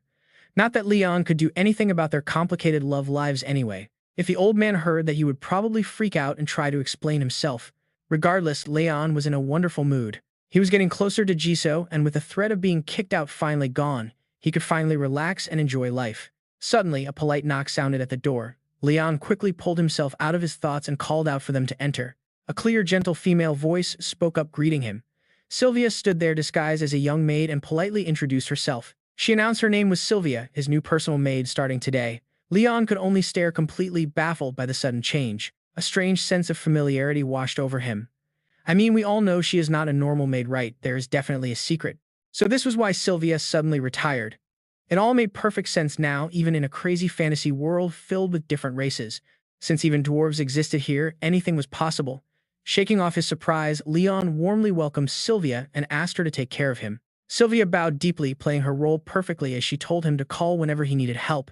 Leon smiled, offering a sincere thank you. He thanked her, saying that her advice had helped him and Jisoo grow much closer. Hearing his heartfelt words, Sylvia went completely quiet. He stares at him for a second, then calmly but confusedly apologizes to the young master, saying he does not quite understand his meaning. Liam laughs it off, saying it is nothing while preparing his things and cleverly asking if they can talk later. With that, Leon excitedly walks toward the door, saying he has to go out with Jisoo today. Golden sunlight pours down on the busy street, but Jisoo looks completely puzzled. No matter how much he thinks about it, none of this makes any sense. Seeing Leon walk over looking so incredibly exhausted makes him wonder, why is his physical strength still this bad when he climbs mountains every single day? Even in the past, Leon had collapsed from exhaustion while walking 870,943 times or slept while eating 34,963 times. Jisoo tries to find a logical explanation. Could this be a lingering side effect of mana shock? With the mana depleted inside his body, he needs a priest to check on him. He cannot help but worry, knowing mages and temples never get along. But if this keeps up, Leon will collapse before the coming-of-age ceremony even starts. Jisoo carefully steps in to support him. Leon weakly clutches his chest, wondering why he feels so exhausted today, while Jisoo starts planning their next move. They must avoid detection by both the family and the temple to ensure Leon can safely meet a priest even if it takes some time. Luckily, the most reliable way to meet a priest is by joining in on some local volunteer work. Since temple doctrines heavily encourage charity, they can easily approach the priests without raising any suspicion from anyone. Leon quickly catches his breath and asks where they are heading now, prompting Jisoo to offer a cautious reminder. It would attract way too much attention to have noble youths wandering around, so they need to get some disguises first. Hearing this, Leon feels a bit confused, wondering if they are heading to a regular clothing shop, but Jisoo simply smiles. He shakes his head, revealing they are actually visiting a magic tool shop. Soon they arrive at a small, quiet store. Leon looks around with absolute curiosity as they step inside, amazed that such a place exists in his own territory. Jisoo leads the way, explaining that only those in the know can find it, though he hopes they do not sell any illegal contraband here. As he speaks, he guiltily avoids eye contact, hoping his suspicion is totally wrong. Leon freezes, demanding to know what he means by probably before turning his attention back to the crowded shelves. He spots everyday items like earrings and pens, finding them incredibly interesting, though they look suspiciously like cheap toys. Jisoo clears his throat awkwardly, explaining that he found this place back in his academy days and they are highly functional. They might look cheap, but their magical effects are top tier. Hearing this, Leon nods along with an interested look. Right then, the shop owner steps out with a bright smile, warmly agreeing and proudly welcoming them to his shop. He boasts that his shop has everything except hair growth formula, adding that his automatic shampooing tools are currently hot sellers. Cutting straight to the chase, Jisoo mentions they are looking for disguises, prompting the owner to eagerly lead them inside. He excitedly guides them further and promising he has the perfect disguise items waiting just around the corner. Pointing at a neat display of gleaming magical devices, he shows off everything from party bracelets to height-boosting insoles. The owner explains that the budget-friendly items on this side are perfect for making minor adjustments to one's look. He pulls back another curtain to reveal the high-end section where tools can easily alter a person's entire hair color. These premium items are incredibly effective, though they certainly cost a pretty penny, instantly catching the duo's undivided attention. Their eyes lock onto a polished magic tool guaranteed to alter their appearance completely from head to toe. The shopkeeper guarantees even their own parents will not recognize them, prompting the two to share a knowing look. With their purchase complete, they head out as the owner bids them a hearty farewell, telling them to visit again. Jisoo asks how he likes the merchandise, and Leon eagerly admits the shop is amazing, planning to return there later. Looking at the heavy bag, Leon guesses they received some freebies because they spent so much on high-end items. Jisoo casually doubts it, noting this particular shop has never been famous for handing out free gifts to customers. Looking inside, Leon suddenly notices a special item repair kit which is used for fixing master-grade items and below. He is silently stunned because this bonus kit is actually worth far more than the expensive hairpin they bought. Jisoo notices his shocked expression and calmly tells him to keep it since he has absolutely no use for it. Leon asks in disbelief if he is really giving away such valuable gear, but Jisoo simply nods and says it is fine. Excitedly handing him a hairpin, Leon suggests they get disguised while Jisoo searches for a quiet place to hide. Spotting a quiet empty alley, they duck inside and their bright blonde hair instantly begins to change color. Even his eyes have turned a striking shade of emerald green. Leon takes one look at his new appearance and is instantly amazed by how incredible he looks. This disguise is absolutely flawless. Jisoo confidently steps outside, noting that they can now walk around freely without a single worry in the world. They have nothing to worry about anymore. Leon excitedly suggests they leave right away, and a moment later his voice echoes over the sound of rushing water. He asks why they ended up at a flour mill when Jisoo said they were volunteering, looking around at the unfamiliar surroundings with a puzzled expression. Standing there completely confused, he asks if they are still going to volunteer. Jisoo calmly explains that flour is actually on their donation list. They need to drop by and check on the stock first. Jisoo steps inside and adds that the mill also bakes fresh bread to sell. He heard that bread made from their freshly ground flour is incredibly special. Hearing this, Leon feels like he is learning something totally new. He always assumed mills only ground grains or pressed oil. Meanwhile, Jisoo quietly feels a bit guilty because he has a completely different motive. There's a secret purpose behind this trip. Right on cue, a man named Nicholas walks out to greet them with a warm welcome. He mentions he has been waiting for them.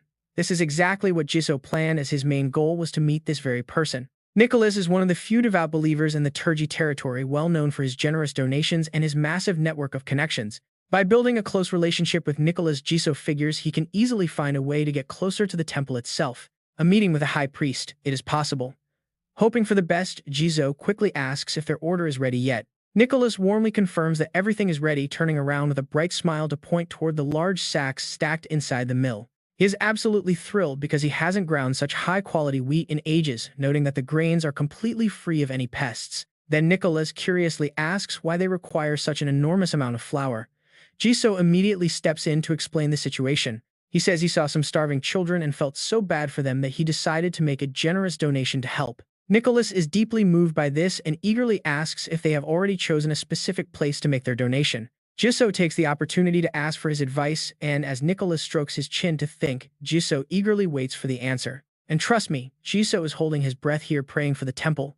Right on cue, Nicholas offers a wonderful suggestion. He asks if they would be interested in donating to the orphanage run by the local temple, which makes Jisoo absolutely thrilled. Though Jisoo is screaming with joy on the inside, he keeps a perfectly calm expression and asks if it belongs to the temple.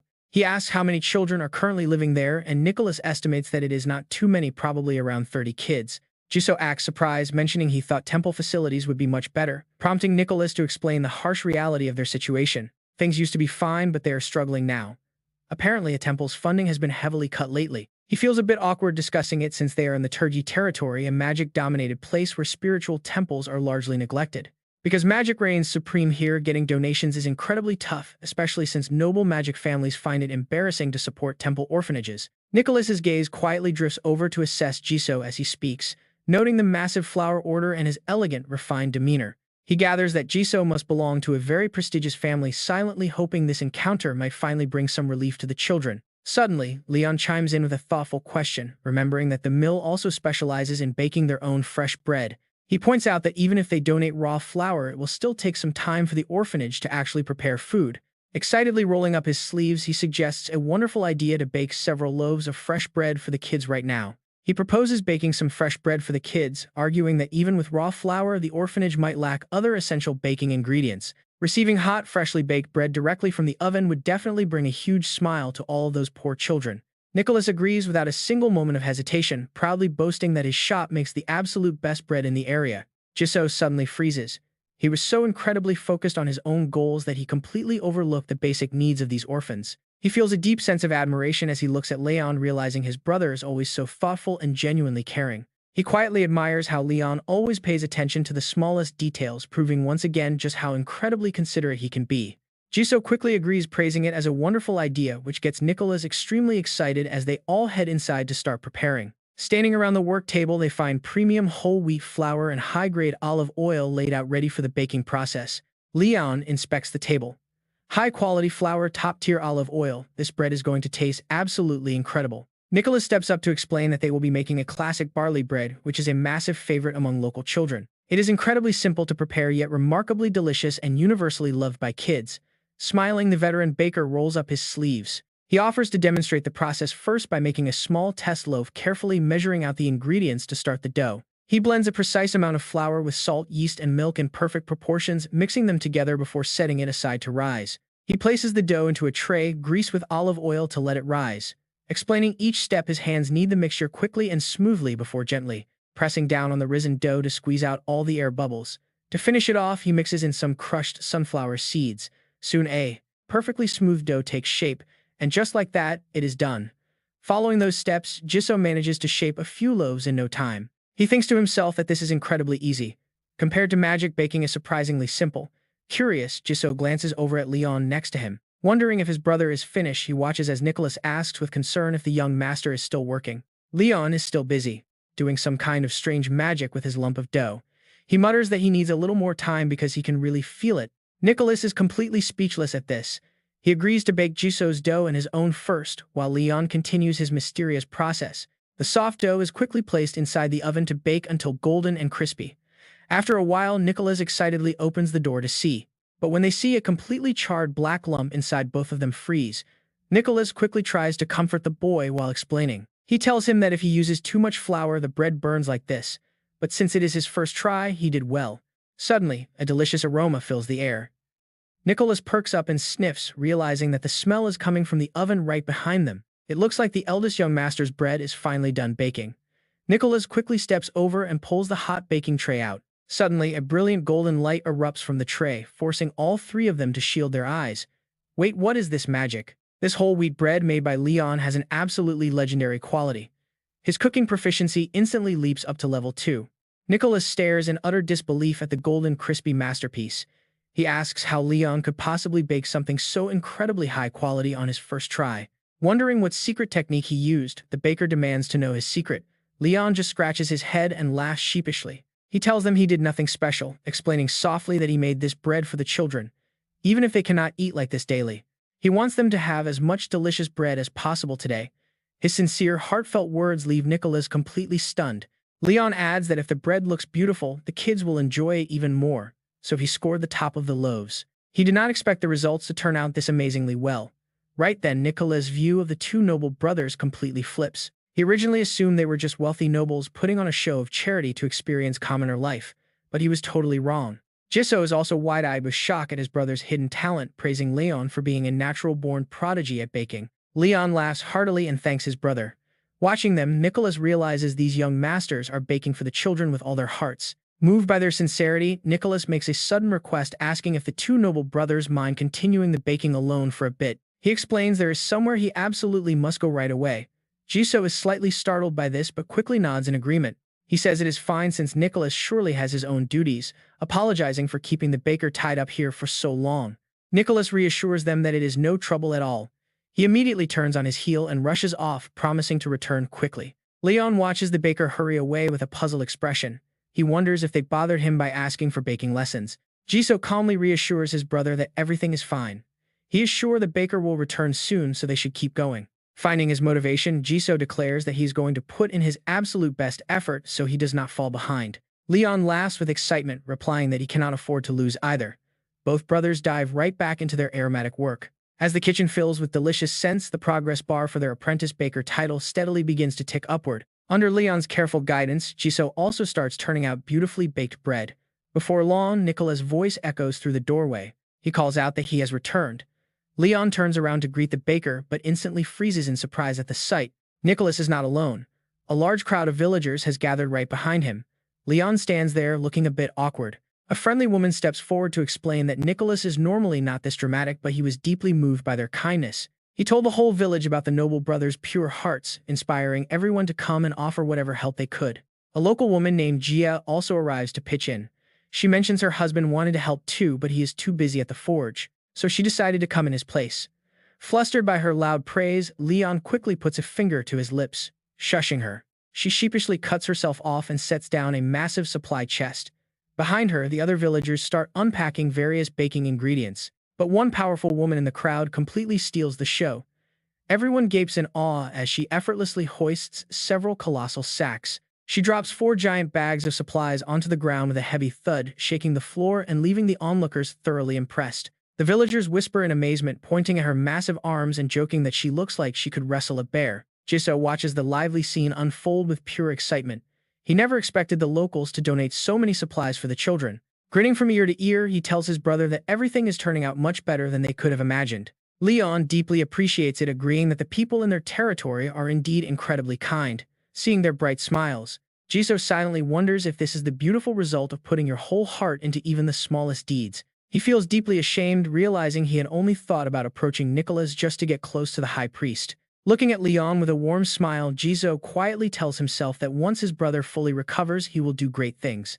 He is bound to achieve greatness. A few hours later at the temple orphanage in their territory, the donations are quickly delivered. The director is so moved she nearly cries, thanking them repeatedly and wondering how she could ever repay their immense kindness. Leon casually tells her not to mention it warmly, adding that they are both just happy to be of help. A group of curious kids quickly gather around, sniffing the delicious aroma, while the flustered director tries to keep them in line. She tells them to greet their guests first, and soon the small courtyard is filled with the excited laughter of the children. They admire the beautiful clothes and toys, prompting the director to gently turn to the two young masters with a small request. She asks if they would mind personally handing out the fresh bread while she moves the rest of the donations inside. Jisoo readily agrees, saying they would be glad to help, and the two brothers immediately prepare the baskets of warm bread. They call the children over to get their treats, and the excited kids run up to thank them for the delicious bread. As the children dig in, Leon notices a lonely little boy standing quietly in the shade of a nearby green tree. The moment the boy notices Leon looking, he immediately bolts, leaving Leon feeling highly curious about who the child is. He asks the director about the boy who just ran away, and she follows his gaze with a soft sigh. She explains his name is Peter, apologizing in case the boy seemed rude since kids do not always know how to accept kindness. She begs the young master not to mind Peter, but Leon silently watches the small fleeing figure with a thoughtful look. Peter is it, Leon murmurs, noting that all the other children have already received their bread. He tells Jisoo they have handed out almost everything, but the director is surprised to see Leon suddenly walking past her. She asks where he's going, and Leon simply smiles, cradling the basket and noting that Peter has not eaten yet. Meanwhile, Peter is sitting completely alone in a corner. Leon recalls the rumors he heard about the boy's tragic past. He had been returned by 3 different adoptive families due to his extreme shyness, making him reject any food or help. Observing him quietly, Leon estimates that the boy is around the same age as the kids back at the Milan estate. Looking at Peter's thin, frail arms, Leon sighs at how terribly skinny he is before gently calling his name. The boy flinches and seeing no response.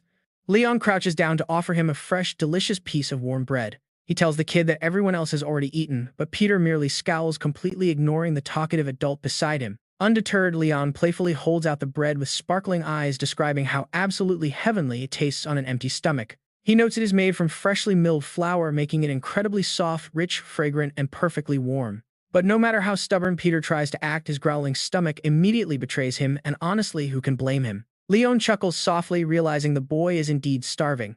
He decides not to tease him anymore since he is genuinely exhausted. Knowing the kid is completely drained yet still fiercely refusing, Leon realizes he just needs to give him some space. By the time the sky turns a warm golden color, the other volunteers are happily saying their farewells to the orphanage. The director thanks everyone for their hard work, and Peter slowly opens his eyes, realizing he fell asleep. Believing everyone has finally left, the boy sits up and bitterly mutters to himself about the hypocrisy of noble charity. He thinks they only do it to feel good about themselves, and once they get what they want, they never return. He wonders why they even bother coming to disrupt their lives with these useless volunteer games, but before he can finish, Leon, who has been quietly sitting there the whole time, asks if he is finally awake. Talk about a total jump scare. Peter demands to know why this weird adult is still here, and Leon simply smirks at the boy's dramatic reaction. He explains he did not want to disturb his peaceful sleep, then immediately waves the warm bread in front of him again. Leon asks if he wants some since he is hungry too, but Peter stubbornly turns his face away in refusal. Asking if he is absolutely sure, Leon pulls the bread back and dramatically tears the fresh loaf right in half. Under Peter's completely shocked gaze, Leon takes a bite, causing the boy to angrily demand what on earth he is doing. Leon acts reluctant, replying that it would be wasteful to throw it away since the boy clearly did not want any. He happily takes another bite, leaving Peter utterly speechless before the boy suddenly reaches out to snatch the other half. Peter snatches the bread from Leon's hand and yells that he'll just eat it. Holding the piece, he takes a huge bite. The moment he swallows, his eyes light up with pure joy. It's delicious. Leon watches him stuff his cheeks and smiles softly. Once half the bread is gone, Leon pulls out another fresh loaf. Here he says with a cheerful nod, "This is for you." It was supposed to be his own portion, but he's happy to share. Staring at the fragrant pastry, Peter feels a strange warmth. There are no fancy ingredients here, just an ordinary piece of bread. Yet Peter stands completely frozen, deeply confused by this feeling. Why does it taste so incredibly good? He tightly purses his lips, suddenly overwhelmed. Warm gestures like this usually come with a catch. Bitter memories of being abandoned at the orphanage flood back like a movie. That's just how people are, they pretend to care.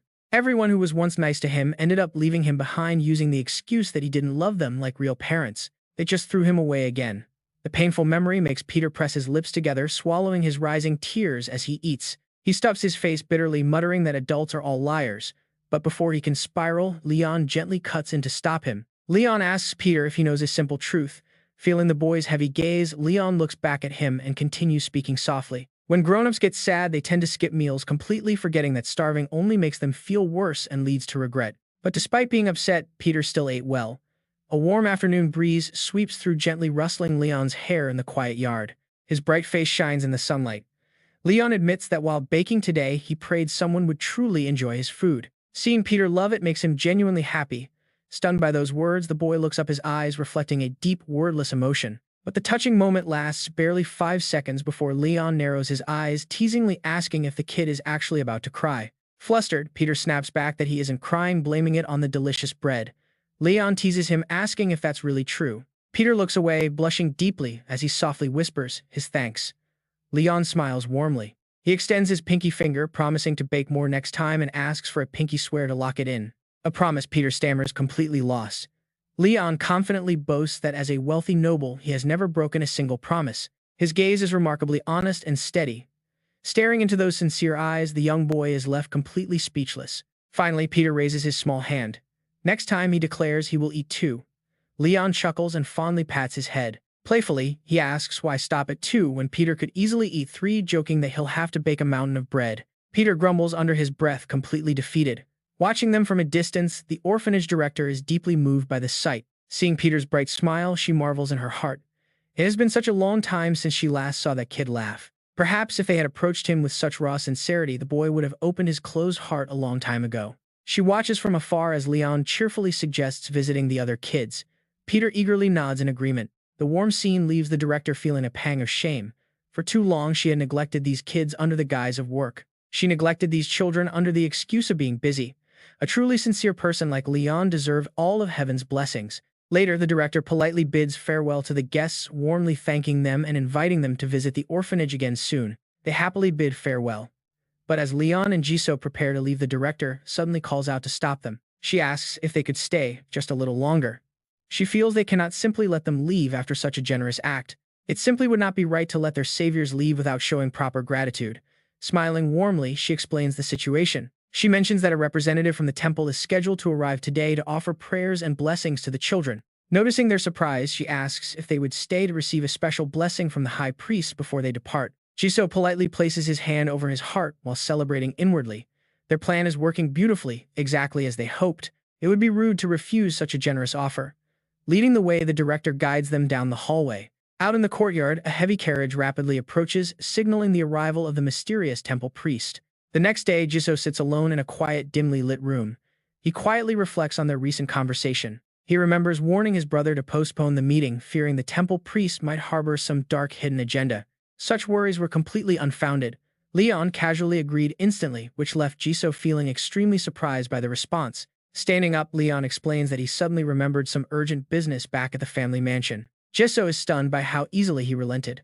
On the outside, Leon keeps a bright smile, secretly thrilled to escape. He tells Jisoo not to worry and to focus on his own tasks. It is finally time for his baking class. Back in the present, Jisoo sighs with relief. This outcome works. His brother only needs a divine blessing, which is always tricky. Jisoo worries that the priest might hold a grudge against their family, so he decides to meet him first to test the waters. Right at that moment, a low voice speaks as the door swings open. The priest introduces himself with clasped hands and a subtle smile. His sharp golden eyes gleam as he offers a prayer, wishing blessings upon the anonymous benefactor, introducing himself as Priest Lich. Jisoo repeats the title and Lich sits down, explaining he heard about everything from the director of the orphanage. The donor wanted to stay hidden, which Jisoo confirms while secretly studying the suspicious-looking priest sitting right across from him. Lich is surprisingly young. Normally, junior priests stay cooped up inside the temple, but this one is out here in the field. A priest traveling just to offer blessings is definitely no ordinary clerk. With a polite bow, Lich expresses his deep gratitude. He explains that the temple received massive help thanks to Jisoo's generous donation, speaking on behalf of the entire priesthood. Jisoo modestly brushes it off, saying the successful charity project was a team effort that required everyone working together. He adds that his older brother was the real mastermind who even came up with the idea of baking bread for the orphans. Lich looks up with a curious expression, asking about this older brother, suddenly remembering a guest who had left early. He asks if it was the person who left early due to poor health, and Jisoo slowly nods, fidgeting with his hands. Jisoo explains that his brother has always had a fragile constitution and is still currently battling a chronic severe illness. Looking up, Jisoo admits that his charity work was actually a setup to get the talented priest to examine his older brother, hoping that Lich can perform a checkup. Hearing this, the priest merely smiles, his eyes narrowing. Lich asks him to calm down, calling it a tragedy that such a kind soul must suffer from a painful disease. But Lich adds that he only snuck out of the temple in secret to avoid getting caught by his superiors. Watching Lich adjust his glasses, Jisoo wonders if this is a polite rejection since the priest is incredibly hard to read. But Lich suddenly makes an offer, Clasping his hands with a sly grin, he tells Jisoo to return in 3 days. He asks Jisoo to bring his brother back. Jisoo rushes home to their mansion, bursting in and shouting at Leon. Jisoo scolds him for staying up so late, worried that the lack of sleep will destroy his already fragile health. Leon awkwardly flops onto the bed to avoid the nagging, muttering that he simply had trouble falling asleep. He quickly changes the subject, asking Jisoo why he rushed in, and Jisoo happily reveals that the priest agreed to help. The priest will examine Leon's health. Leon sits up in surprise, asking about his own body, which Jisoo eagerly confirms. Lich wants to return the favor, but Leon secretly doubts he even needs an examination since he feels mostly fine. Ever since he awakened his mana, the terrible mana shock he used to experience has completely vanished. He never actually suffered from a chronic illness in the first place, and lately, his daily stamina has only improved. He has been running around so much that his physical strength is soaring, but a divine checkup is still useful. Leon decides to accept the offer and go. Hearing this, Jisoo instantly brightens up with joy. Jisoo's excitement dips slightly as he adds that the priest requested to meet specifically at dawn, which raises Leon's eyebrows. Leon asks about the strange timing, and Jisoo reveals it is in 3 days. Fast forward to the orphanage at dawn. Leon arrives in disguise and notices a bottle on the table, shocked to recognize it as high-grade holy water. He is highly impressed that someone so young can refine such holy water.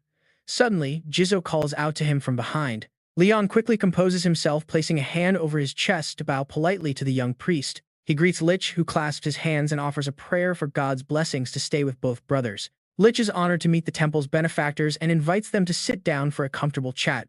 Once they are comfortable, Leon brings up a question that has been burning in his mind. He asks Priest Lich about a specific detail, and Lich kindly encourages him to speak his mind. Leon wonders why the meeting had to be scheduled at dawn. Lich hesitates slightly before answering. He reveals that he recently had a vivid dream about both brothers, which leaves them utterly shocked. Lich explains that high-ranking priests with exceptional holy power often receive direct revelations from God through prophetic dreams. Wary of this explanation, Jisoo cautiously probes the priest, asking if he could share the details of this vision. Lich chuckles, saying it is nothing too grand, only that he saw children sleeping peacefully in a vast field. He saw Leon and Jisoo standing guard over them, though their physical appearances in the dream were slightly different. Despite the slight differences, he is certain it was them, and the dream left him with an incredibly profound feeling. It felt incredibly warm. That is exactly why I wanted to meet both of you in person. Lich thinks to himself, needing to confirm one crucial detail. He carefully observes the 2 visitors standing right before him. He wants to see what kind of people actually appeared in his recurring dreams. Lich shifts his sharp gaze toward Jisoo. The younger brother is clearly a mage. He speaks very politely, carrying himself with real charm. He seems far too young to be wearing such a heavy disguise. He must belong to some prestigious family in this region. Judging by this territory, there is a high chance of which faction he represents, but is his goal truly to cure his older brother? If mages are attempting to steal secrets from the temple, things will get messy. But a quick check on the brother will reveal everything. Lich breaks the silence, asking Jisoo if they can proceed with the treatment now that they have come to an agreement. Jisoo nods politely and stands up, saying he will step outside for a moment and leave everything in the priest's hands. With Jisoo gone, Lich approaches Leon and announces he is ready to begin. Leon politely thanks him, waiting for the healing to start. Suddenly, a brilliant blue light flows from Lich's hands, wrapping around Leon. But Lich immediately raises his eyebrows in sheer confusion. He stares at Leon's back in absolute disbelief, and honestly, can you blame him? The blessing was cast flawlessly. Why is his body not reacting at all? My holy energy cannot possibly be this weak. Determined, he decides to double the power. He pours even more divine power into the spell, wondering if he made a mistake. But after 2 full casts, nothing changes. Lich's face completely darkens, utterly stunned by the lack of response. But then Leon cheerfully turns around with a warm, gentle smile. Leon speaks up, saying he genuinely feels a lot better now. He gently rubs his shoulder, looking incredibly satisfied with the treatment. Leon adds that this blessing is more than enough. Lich flinches in pure shock, weakly muttering a soft no under his breath. His confident eyes are now filled with deep anxiety. There are only 3 reasons a body would ignore a high priest's blessing. First, a higher-ranking mage is actively blocking the spell. Second, the target is already in perfect health, needing no recovery at all. Or finally, they are naturally destined for a very short life. Leon simply nods, giving the priest a bright, grateful smile. He says he feels incredibly refreshed, thanks to the holy magic. Suddenly, Lich changes his tone, speaking with deep, gentle concern. He takes Leon's hands in a tight grip, telling his new brother to seek him out if he ever needs help. He raises their hands with deep sympathy, pleading with Leon to visit the temple if the physical pain ever becomes too unbearable to sleep. A burning passion ignites inside the priest's chest. He vows to save Leon at all costs, asking if he understands the gravity. Leon has absolutely no idea what the priest means, but he simply nods. He opens the door and politely bids him farewell. He expresses his deepest gratitude while Lich wishes him well, hoping their paths cross again. But as Leon walks away, the smiles fade. Lich's face turns dead serious. He watches Leon leave, offering a silent prayer that the grace of God watches over his remaining days. Walking down the path, Leon scratches his head in confusion, wondering why he suddenly feels this overwhelming sense of dread. Back at the grand estate, the carriage successfully delivers the two brothers home. Jisoo looks over happily, saying how glad he is. He notes that his brother looks much healthier, making the early morning trip entirely worth it. Leon quickly nods in agreement. Gently massaging his own shoulder, Leon quietly smiles. Since he was already perfectly healthy, he could not feel the divine energy's full healing. Still, he can tell the holy power is incredibly potent. Honestly, one single cast would have been plenty for him. Yet the priest kept casting it over and over. Because of that, his shoulders, stiff from baking bread all night, feel amazing. All his muscle soreness has completely vanished. However, his face quickly falls as he turns his worried eyes toward his younger brother. Jisoo looks incredibly pale with deep dark circles under his eyes.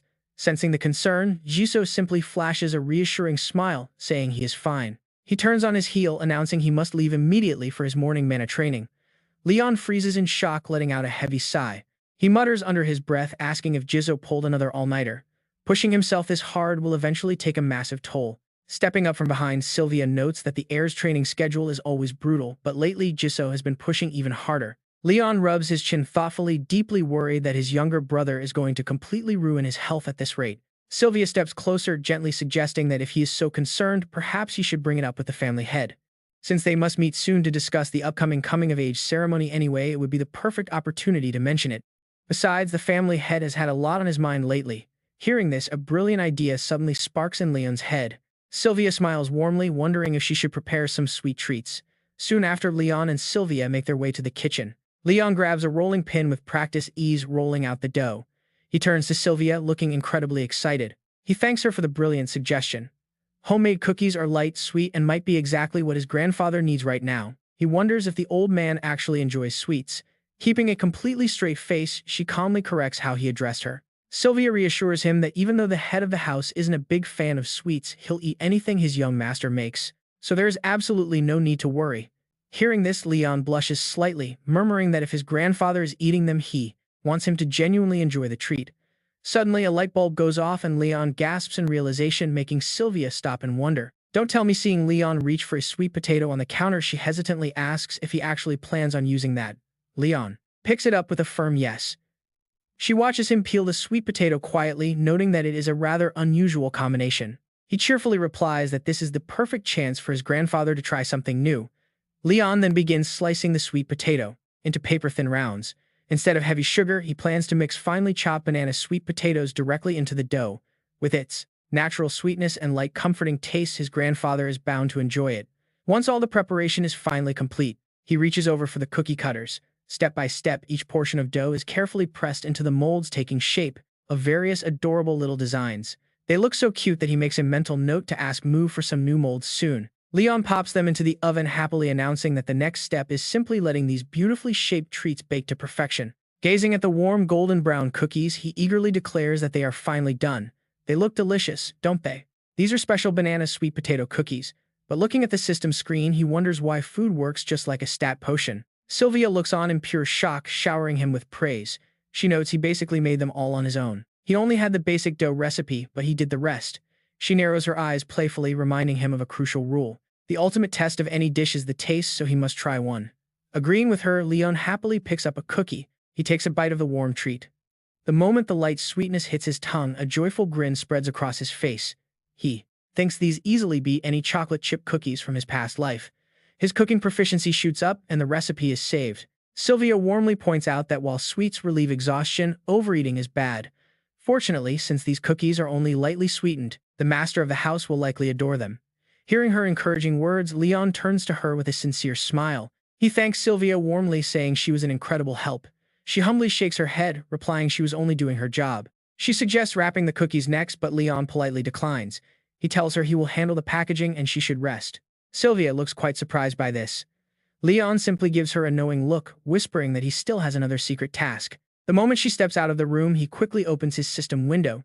He can't risk opening his inventory with others around. Now that his cooking skill has reached level 3, he has successfully unlocked a ton of helpful recipes and has plenty of ingredients. Smiling to himself, he rolls his shoulders back.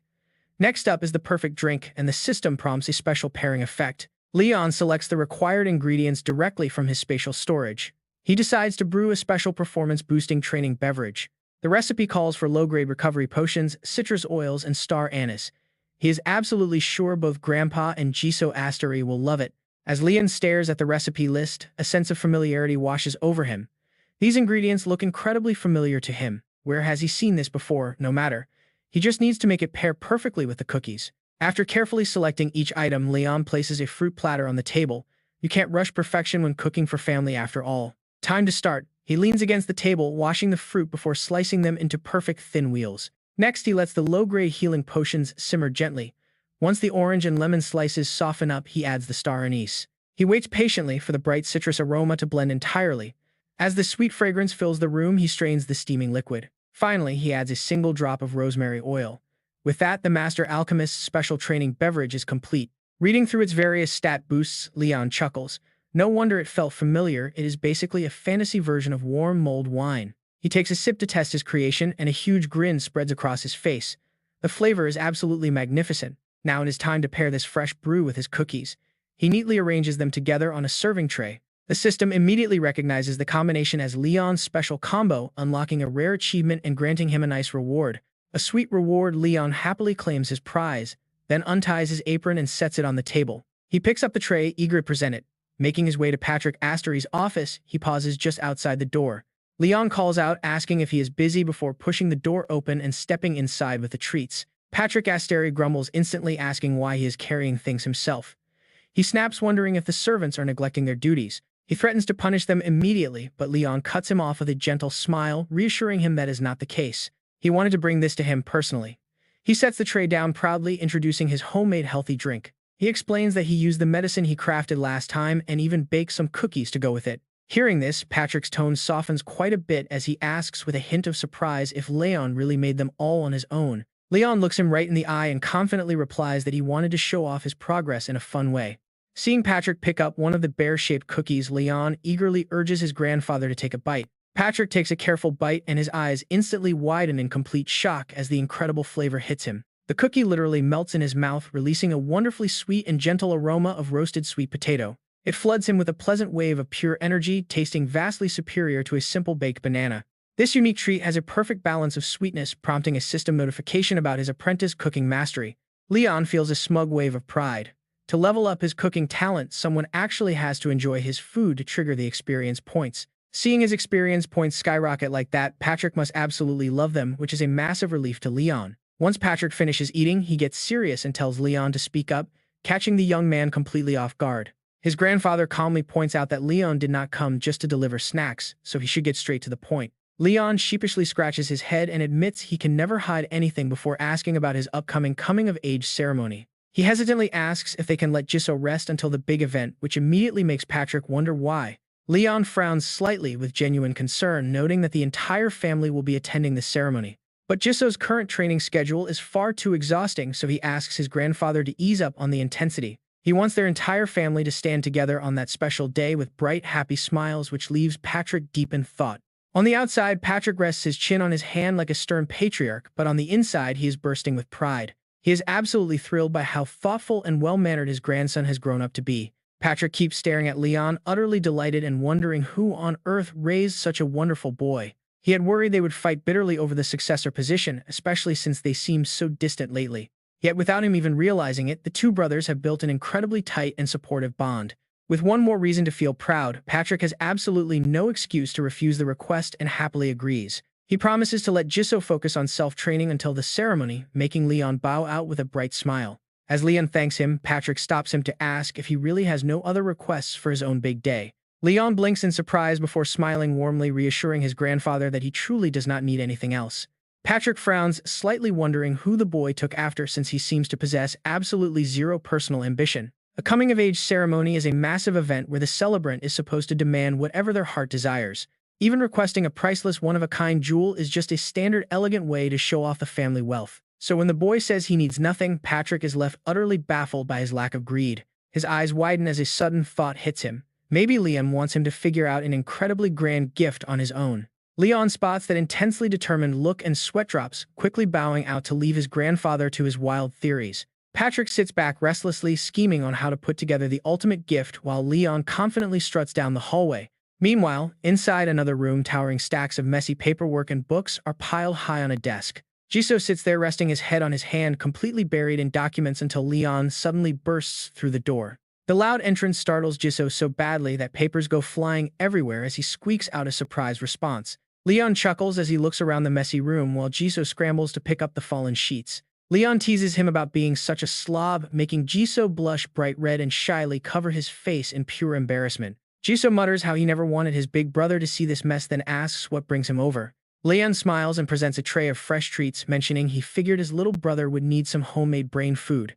They sit down on the plush sofa and Jisoo pops a cute little rabbit cookie right into his mouth. The satisfying crunch is instantly followed by a stunned expression of pure delight as Jisoo showers him with praise. He declares it absolutely mind-blowing, adding that he always knew Leon was a master chef ever since he baked that bread. Leon chuckles and gently advises his exhausted younger brother to take things easy before the upcoming coming-of-age ceremony. He notes that Patrick has been piling on the work and insists that Jisoo should just relax until then. Leon smiled gently, revealing that he had personally spoken with their grandfather because he was worried about his younger brother's health. He explained that he got grandfather's permission because Jisoo looked completely exhausted. The younger brother felt incredibly touched by this warm care. Jisoo never expected his older brother to worry about him so much, whispering a soft thank you to Leon. But the exhaustion had nothing to do with successor training or family head duties, Jisoo quickly clarified to his older brother. The emotional moment instantly shattered when Leon playfully teased him, asking if all this stress was actually over some love letters. Jisoo instantly regretted bringing it up. Blushing furiously, he quickly tried to correct his brother's ridiculous assumption. Jisoo explained the real cause, revealing it was actually about Leon's upcoming coming-of-age ceremony, not some schoolyard crush. Realization finally hit Leon. So that was indeed the issue. His brother's anxiety was tied to the family ritual. The AG family coming-of-age ceremony featured a unique ritual known as the Library Labyrinth, where candidates acquired their designated skills. It guided seekers to the exact magic they needed. Even though it was a labyrinth, it adapted to the user's current level.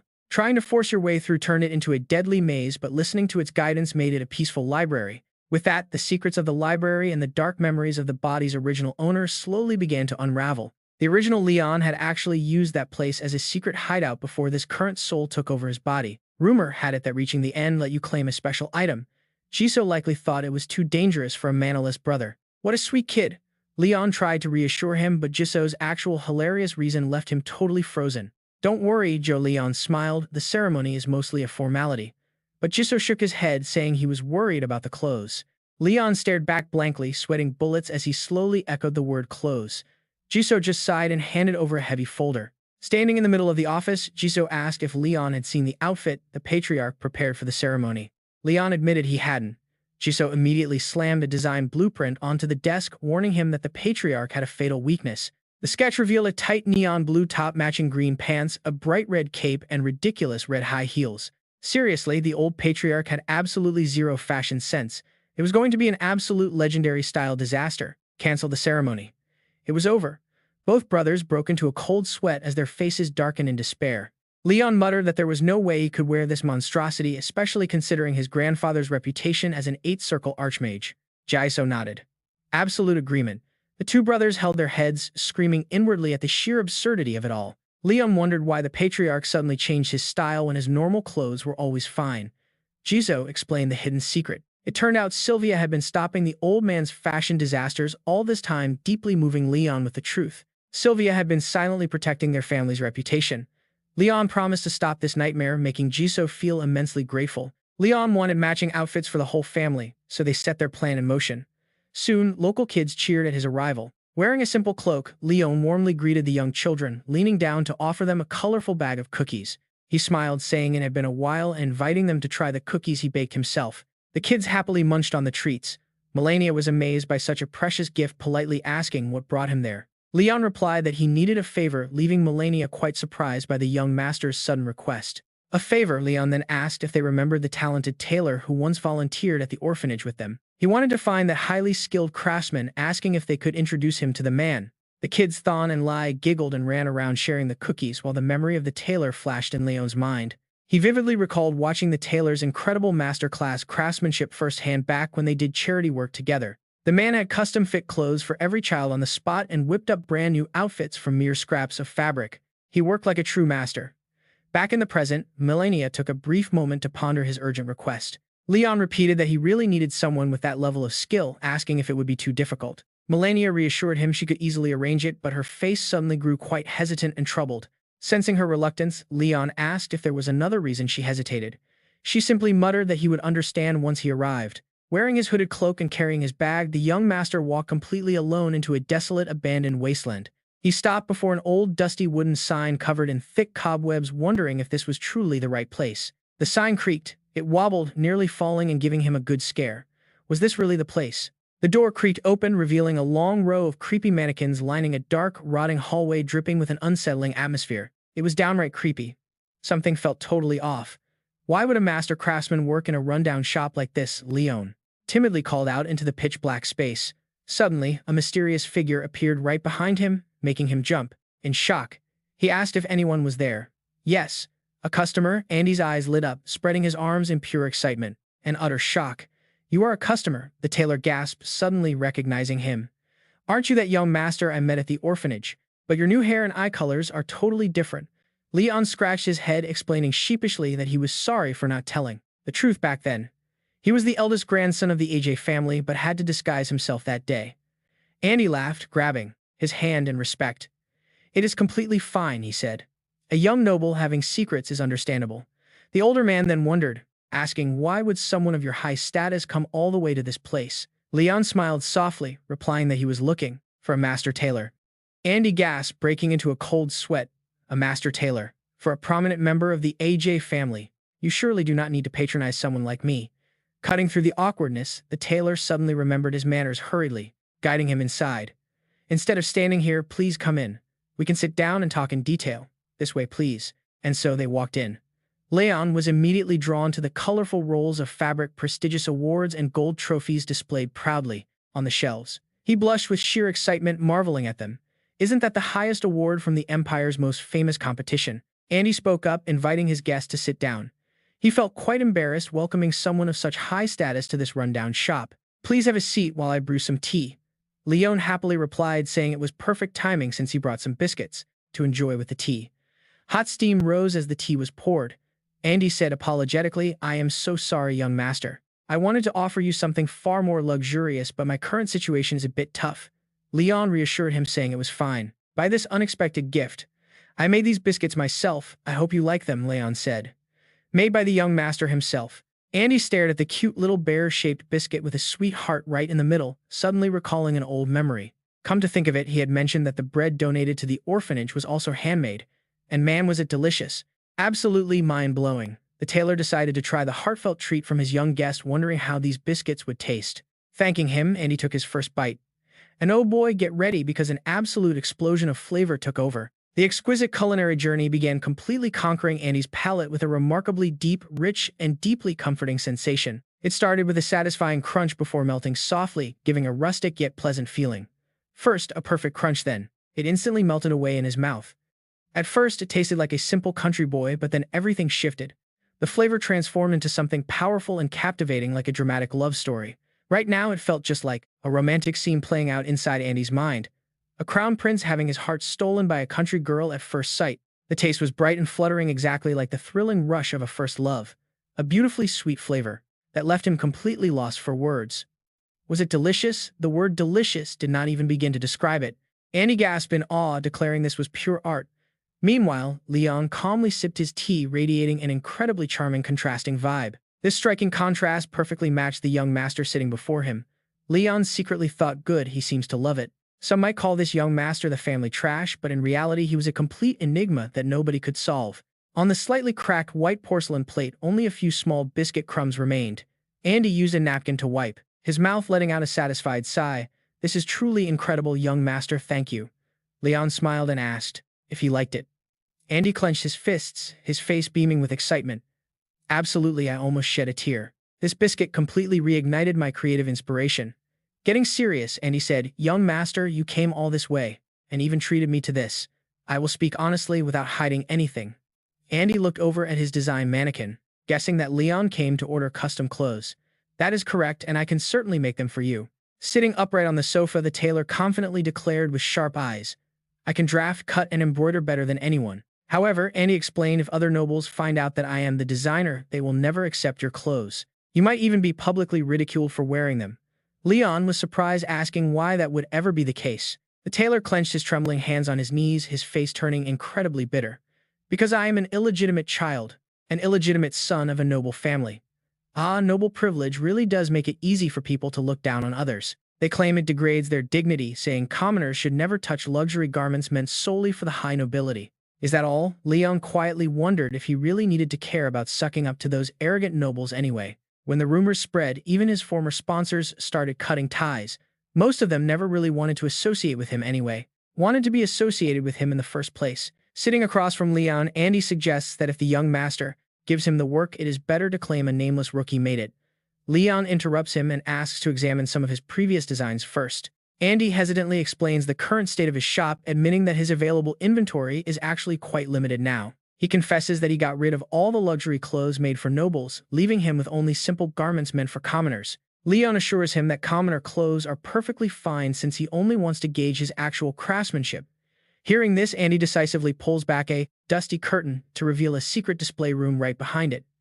As Leon stares in amazement, Andy confidently introduces his finest personal creations crafted entirely by hand for the local working-class people who live in the area. In front of Leon, a flurry of glowing system windows suddenly pops up, displaying the mind-blowing stats of these clothes. This is master-tier work, with every piece boasting top-shelf quality like a ready-made Boles jacket crafted by a 2-star artisan. As Leon looks around the shop, he realizes he has stumbled upon a hidden gem with incredible high-grade skills. From skilled ready-made cotton trousers to elegant formal dresses, every single item showcases Andy's flawless tailoring abilities. Crafting a 2-star rating from basic fabric proves that Andy's raw talent is absolutely elite. That's when Leon gets a brilliant idea. What if a master craftsman like this was given access to the most luxurious top-tier fabrics? Now, this is about to get wild.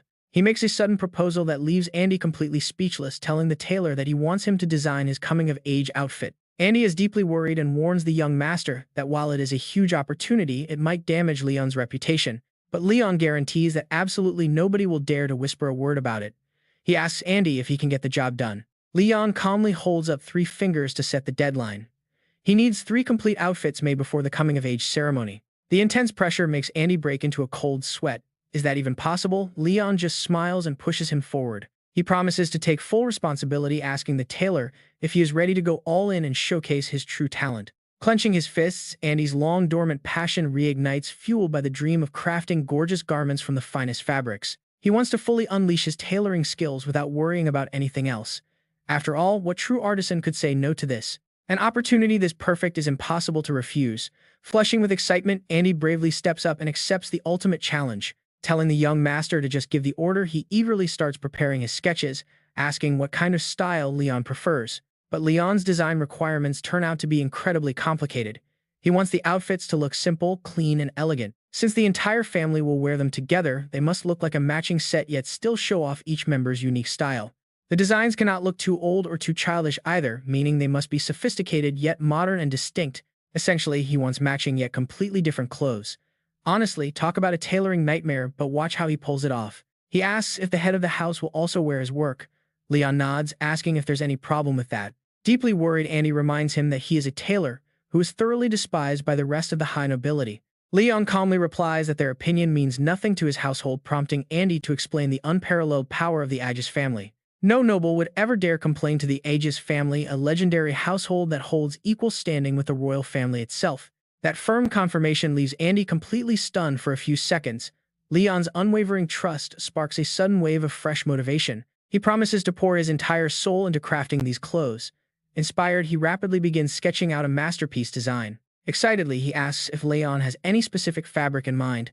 Leon admits he knows nothing about textiles and presents a book. He brought along the Aegis family fabric catalog, a legendary item that leaves Andy staring with his jaw wide open. This is the legendary Aegis fabric catalog, a mythical artifact that tailors across the continent only whisper about in rumors. Trembling with deep emotion, Andy asks for permission to open the sacred book, saying that just seeing it is a dream come true. Leon smilingly tells him to take his time.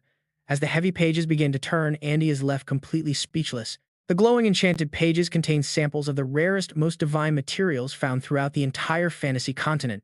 From exquisite fabrics woven from real elf hair celebrated because only a tiny handful of high elves can actually produce them, to mythical materials that normally only exist in fairy tales like the legendary fairy breath forged by elite mages. Andy is stunned to realize these mythical fabrics actually exist.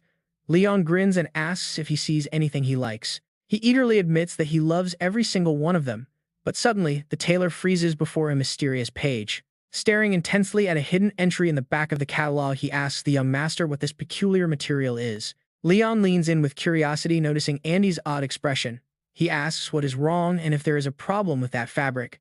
Andy recalls that back in his prime, there was a certain fabric a noble lady absolutely loved. Andy explains how this material mysteriously vanished from the market, making it impossible to find, so seeing it in this catalog is truly shocking. He admits he has never forgotten any fabric once he has touched it. He always wondered what it was, but unfortunately there is no information listed here. Leon leans down to inspect the fabric swatch, wanting to take a closer look. Suddenly, his system panel pops up, revealing unbelievable details. Named the Great Mage's Deep Love, he wonders if his own grandfather actually created this fabric. Andy did say a certain noble lady used to wear it. Leon ponders deeply as he looks over the description mentioning the Great Mage. If that is the case, then for matching family outfits, they absolutely must use this. Leon instantly decides on the material for their clothes, asking Andy if he can sew with this fabric. Andy smiles and says that is absolutely no problem for him, quickly preparing to get to work. He suggests starting with the measurements first. But right then, a new guest suddenly interrupts their session. Leon's brother asks if he is busy with work, explaining he arrived late because he was gathering some supplies. This sudden arrival leaves both of them completely surprised. Leon wonders what kind of supplies his brother brought. It sounds pretty chaotic outside and loud shouts suddenly startle them. A voice commands to move everything indoors. Andy is left speechless by the massive scale of what is happening in the yard, wondering what this pile is. A series of high-end tailoring chests are quickly delivered. Jisoo mentions hearing that Leon found a great tailor. Since this is for a once-in-a-lifetime coming-of-age ceremony, Jisoo proudly presents this grand support from their family. Leon can only laugh, thanking his older brother for being so thoughtful and preparing everything so thoroughly. Jisoo asks if it is useful, assuming Andy is used to old tools, but the tailor hesitates, making a sudden decision. Andy is deeply moved by this incredible gesture. He says he would be extremely grateful to replace all his gear. Expressing his deep appreciation, the tailor thanks the young master for waiting so patiently to get measured. Filled with absolute passion, Andy promises to put everything he has into creating a truly exceptional and legendary masterpiece. Leon smiles, telling him to take his time before turning to make one more small and unexpected request. Leon asks if Andy can teach him some basic sewing skills in his free time, shocking everyone in the room. Andy gasps in panic, asking how he could possibly dare to teach the young master, trying to dissuade him. He warns that a complete beginner will constantly prick their fingers with needles and sewing machines can easily cause unexpected accidents. Leon calmly reassures him that it is perfectly fine, explaining he simply wants to try it out for fun. He has no plans to make anything complicated yet. Deeply moved by this, the tailor respectfully asks for the reason. Leon explains that after talking with him, he realized how much incredible skill and passion Andy truly has. He also witnessed the tailor's outstanding and meticulous sense of style, which he feels is pretty exceptional. It would be a shame if he could not fully appreciate all the hard work Andy puts into these clothes. Therefore, Leon believes he really needs to learn the techniques first to truly grasp a creator's real intent. Andy is choked up by these precious words, amazed that the young master could think so deeply of others. Every single stitch technique and tailored silhouette carries a very specific purpose and deep passion from the craftsman. Andy respectfully vows his absolute loyalty, saying he is more than happy to teach him everything without hiding anything. The kind tailor speaks warmly to the youth before heading out to prepare the work. But before leaving, he asks if it is alright to take the second young master's measurements first and invites Leon to try out any of the tools in the room. Leon warmly thanks him as the sunset paints the cozy wooden cabin golden. Leon steps into the tailor's quiet workspace, feeling completely in awe of the peaceful and historic surroundings. No matter how many times he looks around, he remains deeply impressed. Walking closer to the main work table, he spots a rough cloth, and his system panel quickly grades the poor quality of the worn cotton fabric. The material is incredibly cheap, with loose threads sticking out everywhere, leaving him wondering how anyone could sew with this. He picks up the trousers to examine the structure, wanting to figure out the craftsman's cutting method. It turns out he just needs to stitch them together like this. He wonders if he should try it himself. Looking at his clumsy hands, Leon realizes he has never been properly trained or even mastered the basics. He thinks using lazy modern tools right off the bat wouldn't feel right. He decides to try sewing by hand first. Suddenly, Leon remembers he owns a magic item that is absolutely perfect for this very situation. Talk about luck. In fact, he has a craftsman's repair kit ready to go. It's the exact toolset he needs right now. A free gift from that magic shop last time, his hands soon begin moving with incredible speed. Channeling all his focus into finishing the piece, Liam wonders if there could be a better time to use it. To his surprise, the needle actually begins to transform. Leon can't hide his excitement over this special magical tool. When used, it restores the item to look completely brand new. Magic items really are full of fascinating surprises. It even threads the needle completely on its own. Sitting down at his workbench, Leon eagerly gets straight to work. The bright afternoon sun shines down on him as he concentrates. He is incredibly surprised by how addictive sewing actually is. The work is strangely therapeutic. The more Leon sews, the more his mind finds a deep sense of calm and focus. He used to think tedious details would drive him crazy, but this is actually helping to soothe his mind. As his focus sharpens, his stitches become perfectly even, allowing him to easily pick up the pace.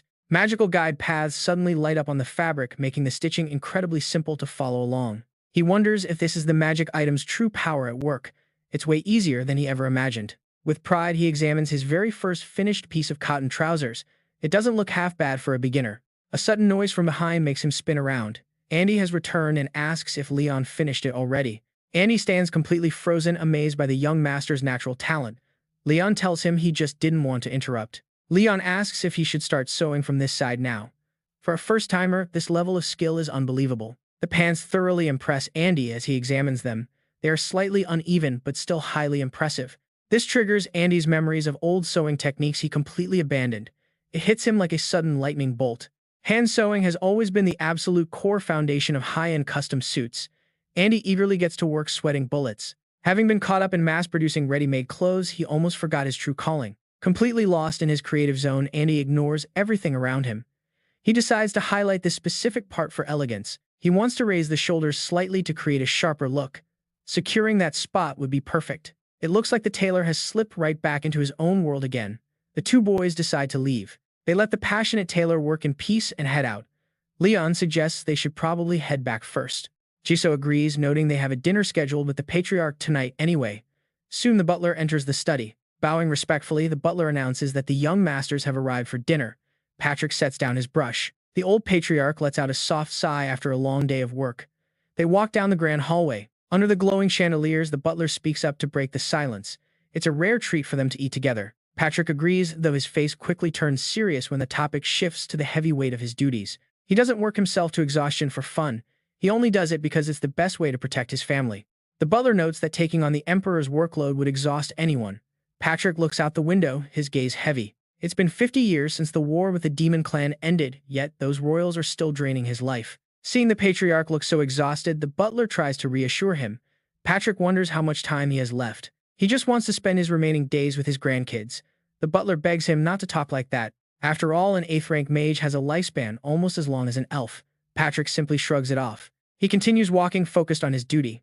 It is rare for the direct line to gather, so he must attend. The butler agrees as the grand dining doors swing open. The servants call out to announce the patriarch's arrival. Patrick wonders if old age or his cheeky grandson is softening his heart. The brothers look up from their seats. He only wants to live out his days in peace beside the precious treasures his late children left behind.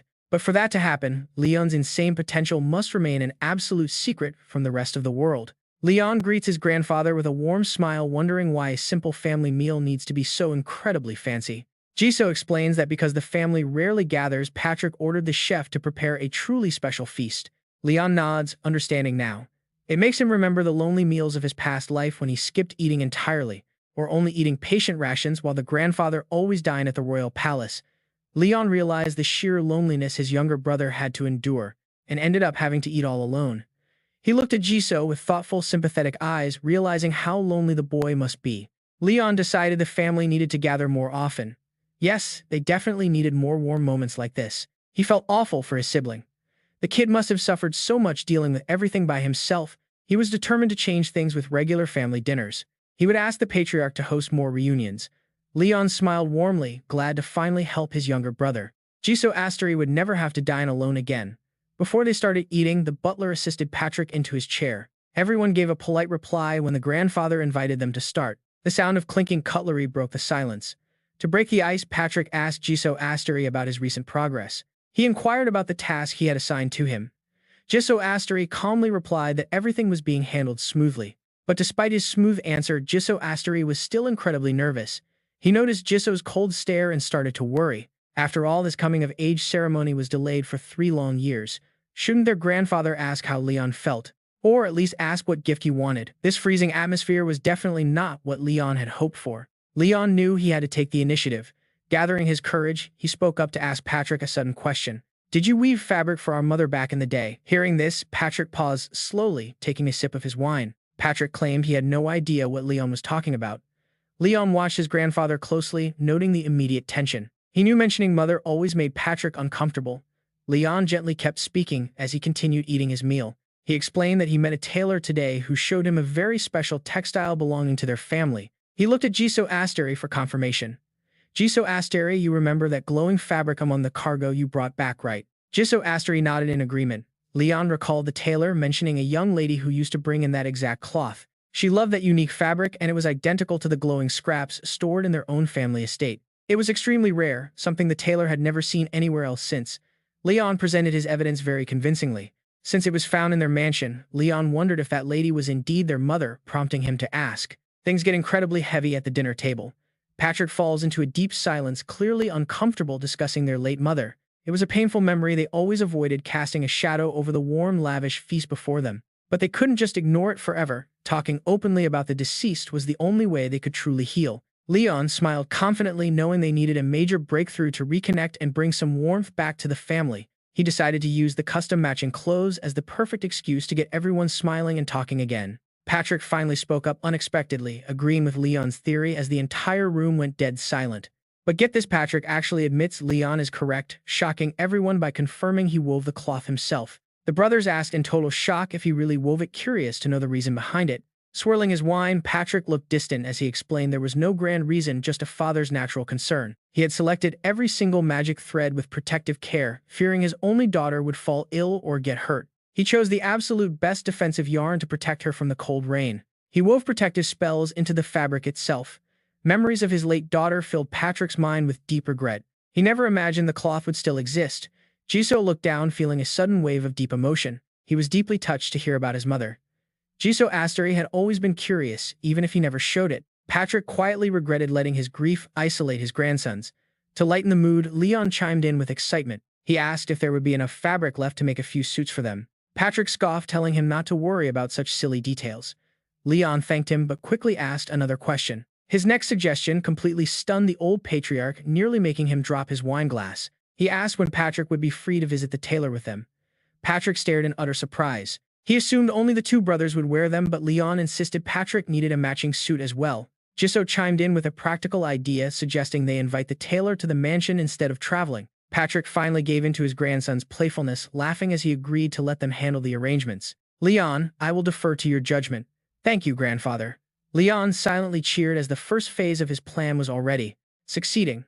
With his grandfather's approval secured, he no longer had to worry about the old man's bizarre fashion sense ruining his masterfully crafted design.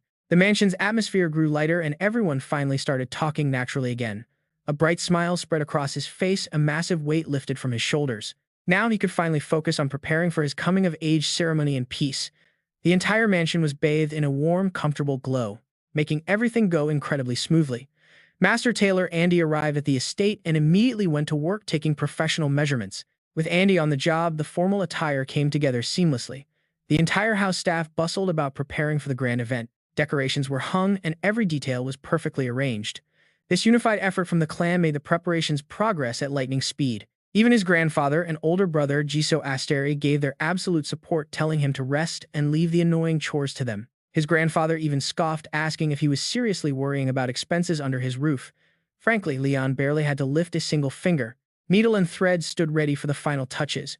With the burden cleared, he resolved to dedicate some time to his personal hobbies. He kicked off a tailoring practice session. At last, he had the perfect opportunity to raise his sewing proficiency. But something felt off. Everything seemed completely normal right up until a sudden system window flashed before his eyes. A new talent had awakened right in the middle of his stitching. The prompt declared he had unlocked the tailoring talent, reaching apprentice level 1. Instead of celebrating, however, Leon immediately grew suspicious. A system alert like this was supposed to happen. So why did it feel like absolutely nothing had changed? That doubt quickly turned into creeping dread. How was this possible? Though his work was not yet on par with his blacksmithing days, his handmade items were still incredibly high quality. He crafted everything manually without machines. So why had the talent refused to trigger until now? He had not skipped a single basic step. He tried to shake off his growing anxiety. Was he simply untalented at this craft? No, he told himself he should not jump to conclusions just yet. After all, he had poured countless hours into stitching. If he truly lacked aptitude for a skill, that would definitely be cooking, not this. He began questioning the fundamental differences between the two skills. What actually separated a craft like tailoring from the culinary arts? Was it the quality of the tools, or did he need a proper mentor just like Sylviana had been during his magic studies? But then again, his alchemy relied far more on equipment than a teacher, so where exactly was the bottleneck? Just as he hit a wall, a servant hurried inside to break his train of thought, announcing that Andy had finally arrived. Sylvia rushed in to report on the formal wear. Are the clothes already finished? They seemed to be, but the tailor's expression was incredibly tense. Leon was baffled by her hesitation. A strange expression, Sylvia nodded, looking deeply troubled, as if something terrible had just happened. Her face was tight with anxiety. Sensing trouble, Leon immediately wasted no time and hurried down the long corridor. Andy was waiting, but something was clearly off. They had shown him to the drawing room, and Leon wanted to meet him right away. As he walked, his mind raced with questions. What on earth could have gone wrong with the garments? Leon pushed the door open and froze. The entire room was absolutely packed with rows of magnificent, shimmering formal suits. It looked as though Andy had literally transported an entire boutique right into the mansion. Leon could only stare in absolute awe. He wondered how a single man had managed to haul all of this. Shaking off his shock, he warmly greeted the master tailor. "Uncle Andy, you are finally here," he called out. "I have been waiting for you." Andy politely stepped forward, holding a garment bag. He presented the completed suit, asking if the young master wanted to try it on. It was stunning, a true masterpiece. Leon quickly put on the meticulously tailored suit coat. Standing before a giant mirror, his entire presence seemed to instantly light up. The craftsmanship was flawless, a perfect testament to a master's skill. Yet Leon quickly noticed a shadow of melancholy on Andy's face. "What is wrong, Uncle Andy?" he asked. "You do not seem very happy." The master tailor sighed, his face tightening with hesitation. Even the tailor had to admit the suit was gorgeous, yet a single detail kept bothering him. Right then, a system window flashed. It delivered a massive blow of bad news. While he had successfully acquired an excellent garment, it was deemed unfit for the banquet. What on earth was missing? The system urged him to find the missing element to reassure Andy. Leon examined the outfit closely. Suddenly, it clicked. Touching his neck, he realized the collar area looked completely bare. At those words, Andy's eyes lit up with excitement. It was like he had found a kindred spirit. "Exactly," young Master Andy cried out frantically, gesturing to various accessory sketches. The suit itself was immaculate, but it desperately lacked highlights like a tie, a bow tie, a cravat, or even a pocket square. Leon rested his chin, pondering the high society dress code of this world. Indeed, those minor accessories carried immense social weight here. Let's think. He closed his eyes and pictured his grandfather and the rest of the household wearing his customized pieces. If everyone adopted this style, his grandfather would need an elegant tie. As for his little sister, since she was still young, a youthful bow tie would definitely suit him much better. He stands before three mannequins wearing unfinished masterwork outfits. Hesitating, Andy asks the young master if he can request a big favor, his expression full of hopeful expectation. He asks if Leon could personally finish the outfits for his own family and even do the embroidery himself. Leon gapes in utter shock. He stands frozen before the master. No way he actually expected this sudden proposal. Talk about a sudden career change from sword fighting to embroidery. Leon is understandably a bit anxious here. He worries that altering a master tailor's work would be incredibly rude. But then Andy begins sharing a story from the past. Is there a reason for this unexpected request? The old tailor explains a special connection involving Leon's own mother. While measuring the patriarch the other day, Andy realized the young lady he once tailored clothes for was actually Leon's late mother. Even though he was just a small, completely unknown tailor back then, she thanked him with genuine gratitude, revealing the true power of love. Clothes made out of pure love hold a truly profound meaning. Both then and now, it is completely undeniable. That is why he advises Leon to finish the garments himself. If his father infused magic into every single stitch, then the young master himself is the only one who can truly complete this masterpiece with his own hands. These clothes require a certain warmth that Andy simply cannot give them, something even a master tailor can never replicate. Letting go like this was a tough choice for a proud master, but he smiles. He sees the truth now. It turns out making beautiful clothes is not everything. Leon clenches his fists. Absolute confidence radiates from his entire being. Knowing the tailor cares this much, Leon is determined to do his absolute best as he takes off his prototype jacket. He says he is completely in Andy's hands now. The master happily agrees, inviting him to sit and design. Leon sits down and immediately starts sketching, sharing a fresh, creative spark that just popped into his head. Andy catches on quickly, seeing that Leon wants the patriarch to look elegant while the second brother gets a more youthful style. It balances youth with pure luxury, showcasing their pride as the true heirs of their noble family. Andy then asks what style Leon wants for himself, but Leon decides to focus on the others first. He will choose his own look later. For now, they begin training with a basic silk tie pattern. As a shimmering silk strip appears, the master explains how the band wraps around the neck to form a secure base. The narrow end is the small blade, while the wide sword-shaped front piece ultimately determines the tie's overall style. Because of this, every detail requires absolute precision. Leon sweats, noting that all these terms sound like sword fighting. He jokingly warns Andy not to use those sword terms around his grandfather, who hates the martial arts vibe. Leon notices something else and points out that Andy is not using any lining, earning praise for his sharp eyes. Normally they do, but Andy explains that the premium fabric they are smoothing out does not need any lining. This high-grade white silk naturally holds its shape. Clearly, luxury fabric hits entirely different, leaving Andy fully prepared to begin. With everything in place, a focused, quiet intensity fills the room as they finally get to work. Leon modestly brushes off the master's warm compliments, even though the finished tie looks incredibly good for a beginner. Moving on to the next step, they tackle the embroidery, brainstorming how to incorporate their noble family crest onto the garments. Leon already has a brilliant concept in mind, wanting to weave their proud family symbol directly into the design. To him, a crest is like a modern brand logo. Give it a powerful story and it instantly looks amazing. He points to the leaves, hugging the branches, explaining that it represents how their family will always stick together. Deeply touched by the beautiful sentiment, Andy fully agrees and eagerly encourages the young master to begin stitching. As Leon starts, the master shares a key tip. Texture is everything when trying to make embroidery look natural. Getting that surface detail right is what makes a piece look refined. Feeling confident, Leon promises to master it. He knows it is purely a matter of practice and muscle memory, confidently requesting just 3 days to finish. Andy smiles, expressing absolute faith in the young master's natural ability to easily pull off this daunting task. A few days pass. Suddenly, a sharp needle pricks his finger, drawing blood. He quickly sucks on the small wound. He is relieved it isn't deep. For the next several days, he sews tirelessly, enduring countless needle pricks. After burning through all the training samples Andy provided, Leon starts drawing his very own patterns from scratch. Honestly, you have to respect his grind here. He intentionally locks away his overpowered magic toolkit to learn the hard way. Call it stubbornness, but he wants real skill. Slumping over his desk, he lets out an exhausted but satisfied sigh. Still, when Leon actually thinks about it, crafting is no joke. Getting pricked by needles constantly makes him want to just give up. He leans back, sighing with exhaustion. His shoulders ache and his eyes hurt as he stares silently at the outfit draped across the room. The garment sits quietly on his bed. Leon grips the fabric on his table, his eyes suddenly lighting up with a fresh wave of determination. He cannot afford to quit now, especially since his sewing speed is finally picking up. Suddenly, a brilliant golden light wraps around his hands. The shimmering screen of a golden quest pops up before him. A brand new tailoring talent is unlocked, complete with beginner-level sewing mastery. With apprentice level 1 officially achieved, Leon watches his crafting skills level up at an absolute lightning pace.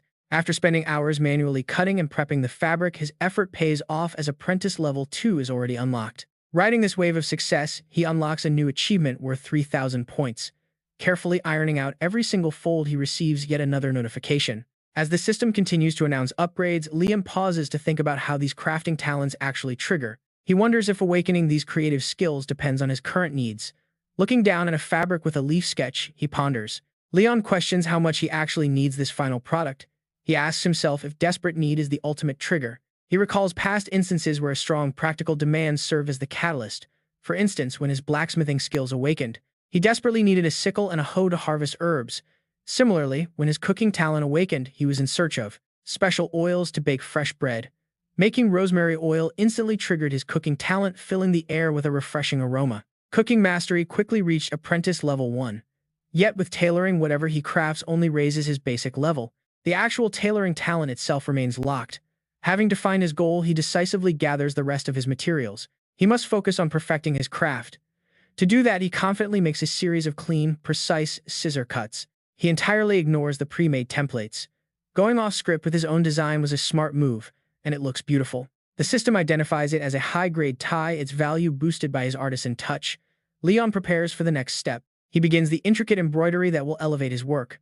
His passive artisan skill finally triggers, giving him a massive boost. A luxurious white tie featuring a gold-stitched leaf pattern materializes in a stunning glow, raising his craft to a higher tier. The system showers him with endless praise, stunned by the unbelievable quality of a product made by a mere apprentice. It is a true masterpiece worthy of any grand display. The moment he attaches the tie to the suit, another prompt flashes. The system announces the matching pieces have officially upgraded into a set, granting a bonus resonance effect. Leon looks on in shock. He celebrates his gorgeous creation. The high-grade master suit is officially his very first 4-star piece. Completing the set rewards him with an extra stat point, making his hard work pay off even more. A look of pure joy washes over Leon's face. He successfully crafted a high-grade suit that looks absolutely incredible. Admiring the gorgeous garment, he excitedly mutters that it is indeed his very first 4-star masterpiece. This special suit can keep the wearer's body temperature stable, completely ignoring any harsh weather outside. Reading this, Leon gasps. He is amazed by the incredible bonus stat. At that moment, the system announces his great tailor achievement progress is already at 1/3 completion. A proud grin spreads across his face as he dreams of finishing it soon. If Jisoo's suit and his own turn out this well, he will conquer this achievement in no time. Leon picks up his shears, encouraging himself to stay focused. He confidently makes rapid, precise cuts through the cloth. With incredible skill, he shapes the white fabric into an elegant bow tie centered with a sparkling jewel. The gem catches the light beautifully. Once attached, the set bonus triggers again, further upgrading the entire suit. Now it keeps him warm while granting decent immunity to physical and magical attacks. The progress bar climbs to 2/3 complete. Leon smiles, proudly glad that Jisoo's outfit is fully finished. Now his eyes drift to his own. He looks at his own suit, frowning. He rubs his chin, muttering about how he cannot bring shame to his family. He cannot look sloppy at his own celebration, but showing up without a tie would look completely ridiculous. He also needs to avoid matching Grandpa's or Jisoo's style. Suddenly, a brilliant design idea strikes him out of nowhere. He decides to shorten a standard long tie and transform it into a unique bolo tie. He begins sketching his concept. Drawing smooth lines on paper, he mutters that the core highlight of his piece must be a grand gemstone. He looks over at a nearby container, deciding to borrow one of the vintage gems from his grandfather's private collection. Looking at the shimmering stones inside, Leon smiles as one particular gem catches his eye, shining brighter than the rest. It is absolutely perfect, matching his family's signature eye color. He gently mounts the brilliant purple gemstone onto the tie. He excitedly exclaims that attaching the stone here will finally finish it. The moment Leon slots it in, the legendary Great Tailor achievement is officially completed, bringing massive rewards. A massive reward pops up. The system even announces that because Leon achieves something so incredibly legendary, he will be receiving a special cash bonus. Seeing this, Leon cannot hide his absolute shock. An extra cash bonus on top of everything. He never expected the system to be this generous. Just then, the system alerts him that he now has over 100,000 shillings, enough to buy out every single item in the shop. Reading the notification, pure excitement rushes through him. Snagging 25,000 shillings in one go is insane. Plus, the final shilling shop is finally unlocked. He needs to check it out right now.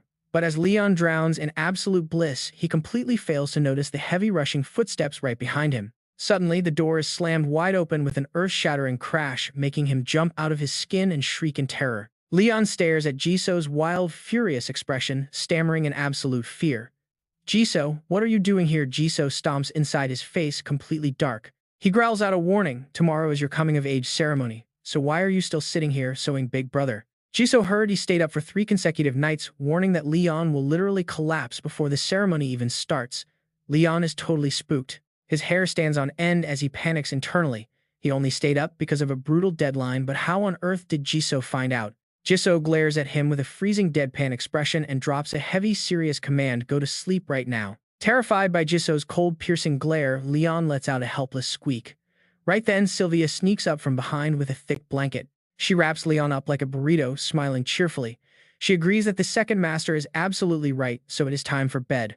Wrapped up like a helpless caterpillar, Leon cries tears of pure despair. No way, the shilling shop literally just unlocked. Why do they have to drag him to bed before he can even sneak a peek? He just wants one single second to check it out. The scene shifts to a majestic castle basking under the brilliant morning sun. Inside the grand halls, a gentle voice breaks the quiet. Standing beside Leon, Sylvia softly notes that he looks incredibly handsome today, especially with that tie perfectly matching his outfit. Leon sighs with immense relief, asking if it really looks that good. He's glad his hard work paid off. All that sleepless effort was totally worth it, even if he did pass out the exact second his back hit the mattress last night. Nearby, Patrick wipes tears from his eyes with a handkerchief, crying out in pure emotion. Meanwhile, Sylvia quietly smiles. She tilts her head, looking at Leon's tall, elegant figure. She cannot help but feel deeply moved by how much he has grown. The once fragile boy is finally having his coming-of-age ceremony. She once feared this day would never come, but time really flies. Right on cue, Jisoo cheerfully walks up to greet his brother. Leon smiles back warmly and asks if he was waiting for him. Jisoo nods with a soft, affectionate smile, declaring that, from this moment on, he will be acting as his brother's personal escort. The massive double doors swing open with a grand echo, revealing a lively ballroom packed with guests ready to celebrate. Jisoo puts on a serious face, reminding Leon that he is the absolute star of the show today, so he should stand tall. Melodious classical music flows through the luxurious hall. Guests look around in awe, stunned by the incredibly grand and lavish decorations. A young noblewoman gasps, whispering that the setup is mind-blowing perfectly, showcasing the wealth and prestige of the D family. A middle-aged man nearby chuckles, adding that this luxurious display easily outshines even the grandest royal imperial banquets. Swirling his wine glass, another guest chimes in, mentioning rumors that Marquis Patrick and his eldest son do not get along. But seeing this grand setup, it seems those rumors are completely false. A bearded man nearby simply shrugs, telling him to wait and see. Suddenly, a loud, booming voice cuts through the noisy ballroom, announcing the arrival of Marquis Patrick and the young masters. Everyone immediately stops talking and turns toward the entrance. Whispers and murmurs instantly spread like wildfire through the crowd. The Marquis walks in looking as powerful and majestic as ever. Walking right beside him is his brilliant second son, Jisoo, and following closely behind them is Leon, wearing a gentle smile. There he is, the star of today's ceremony, Leon himself. Dressed in his finest attire, he walks forward to roaring applause. However, a noblewoman looks at him and whispers a snide remark. She sneers that he doesn't look majestic at all, completely overshadowed by his younger brother Jisoo, the actual heir. The man beside her eagerly agrees, whispering that rumors say Leon is a bit of an eccentric outcast anyway. Suddenly, Marquis Patrick frowns and calls out to Leon. Leon quickly smiles and responds, asking what is on his mind. The Marquis glares at the whispering nobles, sternly warning Leon to stay far away from those gossiping superficial crowds. They are not the kind of people he should ever associate with. Surprised, Leon asks if his grandfather is actually worried about him. Patrick lets out a heavy sigh, warning Leon that all eyes are on him and he has to give the opening speech soon. He tells him to pull himself together. Staring at his grandfather's stern face, Leon cannot help but chuckle softly. He assures him not to worry, he won't do anything to embarrass the proud name of the family. He thought to himself that the old man really did care, just in his own way. Meanwhile, Leon adjusted his collar. He didn't care to entertain the brown-nosers. His sole objective right now was to focus on what came next. He bowed politely, offering a smooth introduction. "Hello everyone," he said. "I am Leon Asteri, and today marks my coming of age." He wanted to leave a stellar impression of the family. Keeping his thoughts steady, Leon spoke with absolute confidence. He thanked them all for attending, especially the promising young heirs who would eventually lead this great nation. Jisoo froze the moment he witnessed this display. Staring at his older brother, he was completely stunned. He observed his brother closely, wondering if Leon had always been this incredibly reliable and mature. Nearby, a young noblewoman whispered to her friend, noting how exceptionally dashing and attractive Leon looked today. Her friend nervously agreed, admitting she felt the exact same way. It was hard to put into words. Another lady in a yellow dress raised an eyebrow, pointing out that his outfit seemed highly unusual. Looking much closer, they realized its beauty actually lay in its sleek, minimalist elegance. It was truly refined. She insisted it wasn't just the clothes themselves, but how they perfectly highlighted the person wearing them. She eagerly agreed, praising the empire's greatest noble house. Then, blushing with curiosity, she wondered who designed it. Another lady chimed in, saying none of the local master tailors had received an order for this suit. Grandfather Patrick crossed his arms in approval, muttering that the boy actually knew how to use his brain. Jisoo turned in surprise, blushing slightly as he asked if his brother had planned everything out in advance. Patrick paused, then smiled. He wasn't entirely sure, but the boy had always been incredibly quick on his feet. "He's just like someone I once knew," Patrick said, leaving Jisoo still feeling quite puzzled by it all. Just then, Leon spoke up, telling everyone to make themselves at home and enjoy the party until tomorrow. He encouraged them to relax and have fun, thanking them once more for traveling so far to attend. With a bright smile, he politely excused himself, wishing them all an absolutely wonderful and pleasant evening. Thundering applause filled the hall. As Leon stepped off the stage, Jisoo rushed over, looking completely thrilled. He praised his brother eagerly, asking how he found the time to prepare such an incredible speech. "Did you secretly practice?" Jisoo asked. Leon let out a bashful laugh, shaking his head gently. He insisted it was just a simple speech. Privately, he credited his years of office work in Korea. Corporate experience sure came in handy. Just then, Grandfather Patrick walked up with a very satisfied expression. He praised his grandson for commanding the room with dignity, even without possessing any mana or aura. Patrick told him he did a great job, and Leon smiled warmly, thanking his grandfather in return. Patrick then suggested they head in to enjoy the feast. The long tables were covered in red cloths. Exquisite dishes were served while the beautiful sweeping sounds of violins echoed softly through the venue. Swirling his red wine, Patrick turned to look at Leon and asked how he was holding up. He curiously inquired if Leon had decided what item to bring for the upcoming labyrinth ceremony. Leon took a slow sip as Patrick explained that the reward received inside depended heavily on that item. Bringing a spellbook grants advanced magical knowledge, while a magic wand unlocks powerful new offensive spells. For ordinary mages, the results are highly predictable, but for someone like Leon, it remains a mystery. Gently swirling his wine glass, Leon hesitated for just a brief moment before offering his answer. Smiling confidently, he announced that he would likely carry a potion he had brewed entirely by himself. Secretly, Leon felt quite frustrated. He lacked magical talent and didn't possess any decent high-grade gear. Even this 4-star suit was just made by Uncle Andy, and Leon had only added a simple tie to it, so bringing his own handmade creation was the best option. Patrick fell silent, deeply pondering this.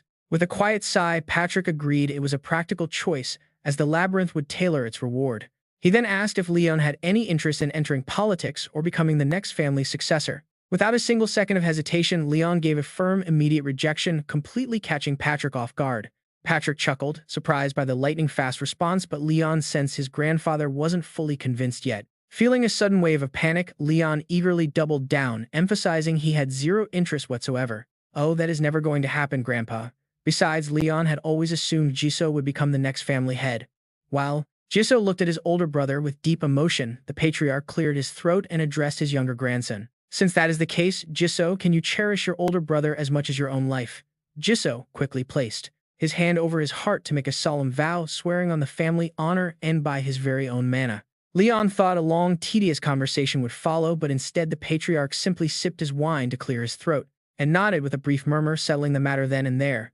He paid absolutely no mind to his grandson's confused stares, and was practically setting off fireworks in his own head. He never expected his biggest worry to be resolved so easily. It made him want to brag about it to the whole world. Currently, the most threatening factions to the Addy clan were the Imperial family and the Sword Saint family. That stray thought annoyed the patriarch, his gaze drifting off toward where Kate and Tyrus were eating dinner and chatting. Those royal elders are already dealing with a massive headache over their own throne succession struggle, so there was no need to worry about them for the time being. But then, the patriarch's gaze drifted over to Laentia in the distance. The real issue was the Bent family and their brutal purge. Under the guise of a succession ritual that had just ended, word was a young girl endured all that bloodshed to rebuild her entire clan. He wondered what kind of barbaric era they lived in for that to happen. But, because they were busy with internal affairs, it worked to their advantage. Still, they were highly sensitive, so avoiding any conflict with them was best. Sensing he had been quiet for too long, the patriarch cleared his throat and spoke. "All right, Leon," he said. He understood his thoughts, so he should live his life however he pleased as a member of the AG family. When Leon grinned and playfully asked what would happen if he caused trouble, his grandfather calmly gave a short, simple answer. "Go ahead and try it if you want." However, his lingering unspoken threat made Leon feel incredibly uneasy. What did he mean by that? Suddenly, the patriarch showed a flash of his ruthless gangster side. "If you get hurt," his grandfather warned, "I will not let it slide." The cold words broke Leon into a heavy sweat. He would probably be beaten to death by his grandfather long before any trouble actually killed him. Leon bowed quickly. He swore to live quietly, peacefully, and to take excellent care of himself. Finally, hearing what he wanted, the patriarch nodded happily and told everyone to finish eating. The banquet continued on in high spirits for quite a while, until Leon finally found a quiet moment to enjoy some wine alone, watching the gathering crowd from afar. Thanks to their earlier talk, he managed to slip away to the edge of the party, letting his thoughts wander aimlessly. Both Grandpa and Jisoo were pushing themselves so hard. Dealing with those nobles seemed incredibly exhausting. He slowly returned his half-finished glass of wine to a waiter while his mind kept racing. He had his own work to do after all. Out of nowhere, Alex approached Leon with a curious greeting, asking if he could share who designed his stunning outfit. The question immediately triggered Leon's sharp business instincts. His very first customer had finally walked right into his trap. Even as his mind celebrated wildly inside, he kept his composure, maintaining the perfect polite etiquette he had been taught. "Naturally," he replied, acting completely refined. But the moment those words left his mouth, a crowd of potential clients gathered. They eagerly crowded around him, begging to know where he got the outfit. Leon stood there completely taken aback by the sudden attention. It was far more people than he had ever anticipated. Was this the true power of a 4-star outfit? Smirking slightly, Leon spoke up to draw the nobles' attention, asking if they were all curious about The master tailor behind his clothes, though he admitted he was a bit hesitant to share. His unexpected answer naturally left Alex and the others completely bewildered. Leon then put on a troubled face and dropped an enticing piece of gossip, explaining that the designer was actually the illegitimate child of a noble family who had been cast out. This designer happens to be the illegitimate child of a noble family, and because they sold clothes to ordinary commoners, they were cast out by high society. Naturally, the elitist crowd took the bait immediately without a single doubt. They gasped, wondering how anyone could still shun a master tailor over such trivial matters. Apparently, the First Prince's faction is quite strict about those pedigree issues. Hearing them mention the royal family and their hushed gossip, Leon froze instantly. He stood there completely speechless for a few seconds. Wait, wasn't the second prince also an illegitimate child? Uncle Andy might have become a casualty of public opinion in their shadow war. Still, he quickly regained his composure. He offered a highly polished professional smile, promising that he would gladly introduce the eager nobles to the designer. But before Leon can even finish warning them about making anyone uncomfortable, the nobles burst into laughter. Chattering excitedly, they tell him that is not the case at all and beg him to reveal the tailor. Reassured by their highly enthusiastic and solid support, he flashes a confident smile before introducing the mysterious master tailor. Since everyone is so enthusiastic, keeping it a secret would be rude. This outfit was made by a tailor named Andy. His shop is located in the southern part of our family territory. Hearing this, Alex immediately gasps in sheer realization. He had a feeling it was him. Alex always wondered where that master tailor had vanished to, and now he knows. It turns out Leon's family was sheltering him all along. But before anyone can say another word, Leon drops a massive bombshell. He warns the crowd to hurry up if they want to book an appointment, since there are only 3 slots left today. This sudden announcement leaves the nobles utterly shocked, wondering if there are only 3 slots left. Suddenly, a dark presence reveals itself. It is Marchioness Leontia Bidentis. Completely ignoring the way people shrink away from her, she steps forward and speaks up. She asks Leon a quiet question, wondering if this master tailor really accepts orders for absolutely any kind of clothing. While the crowd whispers in hushed, anxious tones about what kind of beautiful dress she might be ordering, Leon remains calm. While everyone expects a request for a beautiful dress, Leon maintains his friendly professional composure and says, "Of course, my lady." Even though Leon's brain is rapidly calculating the sheer value of getting an order from the Sword Saint family, his mouth stays professional as he cuts straight to the point, asking what kind of clothes she wants to order. Leontia seemed to have fully anticipated this question, as she answers immediately without showing any hesitation or fear. She intends to order training wear and comfortable casual clothes, but her next words send shivers down everyone's spine. She calmly explains that her old clothes are torn to shreds and completely unwearable as a chilling aura slowly erupts from her. The terrifying pressure radiating from Leontia scares the nobles so badly they immediately start making wild excuses to flee. Some complain of sudden back pain, while others suddenly remember leaving their stove on or having urgent business to attend to. They promise to book next time and scramble away in a hurry, leaving only Leontia and Leon standing in the massive hall. Leon stands there in mild awkwardness as the crowd vanishes. Rumors say she survived a brutal, bloody purge, so fear is natural. But to a practical businessman like Leon, a paying client is still a client, regardless of any terrifying rumors. That rational mindset helps him calm down instantly as he switches directly back into professional salesperson mode to address her. He explains that because of the large order, it might take a bit longer than expected and asks if that is all right. Leontia agrees immediately. Time is not an issue, and she asks if a deposit is required right now. Leon doesn't need to think twice before offering a smooth response. They can settle all of that after the banquet. The moment Leontia finally turns to leave, Leon lets out a very quiet and massive sigh of deep relief. That went surprisingly well. He immediately spins around to face the cowardly nobles who had fled just moments ago. He happily announces that the remaining slots are fully booked, asking if anyone else wants to join the waiting list. This brilliant sales pitch baits a massive crowd of eager clients, packing his order book until it looks like a thick notebook. Leon stares down at the thick notebook of orders, unable to stop a wide grin from spreading across his face. He is absolutely thrilled, thinking that Master Andy will be incredibly happy to receive this massive pile of orders. Suddenly, Sylvia quietly appears behind him. She delivers a soft message saying the family head is ready for his challenge. Leon nods without a second thought and heads out. Moments later, he stands before the heavy doors of Patrick Asteri's study. But before he can open the door, Tyrus suddenly materializes right beside him, breaking the silence with a smug greeting. He sneers, praising the eldest grandson of the famous magic family for looking so incredibly relaxed before his trial. That sarcastic tone, dripping with fake concern, deeply annoys Leon, who knows this guy is just mocking his lack of magic. The prince knows perfectly well that Leon cannot use magic yet. Leon must still maintain a polite smile. But before Leon can finish his sentence, Jisoo steps in to save the day, asking why his brother would ever worry. Jisoo's bold ability to directly clash with an opponent who has a far stronger backing makes Leon break into a cold sweat. In moments like this, Jisoo looks exactly like their grandfather, which is a sharp contrast to how he usually treats Leon. The first prince is precisely the type of degenerate Jisoo loathes, possessing actual talent but living a life of pure debauchery. Not wanting to embarrass himself further, Tyrus quickly excuses himself, saying he will head back to his seat. Once the princes leave, Jisoo turns back to Leon, his tough exterior fading into genuine worry as he mentions a potion. She tells him to stay safe and return quickly. Leon nods enthusiastically, a complete contrast to his earlier awkward behavior. He thanks her and slings the bag over his shoulder. A wave of nostalgia washes over him as he prepares. This place holds so many memories. He had visited it diligently since childhood, especially as someone who could not awaken talent. It served as his sanctuary and ultimate refuge. Rumor has it that the first patriarch left a treasure here after the Demon War. He wonders what kind of item it actually is.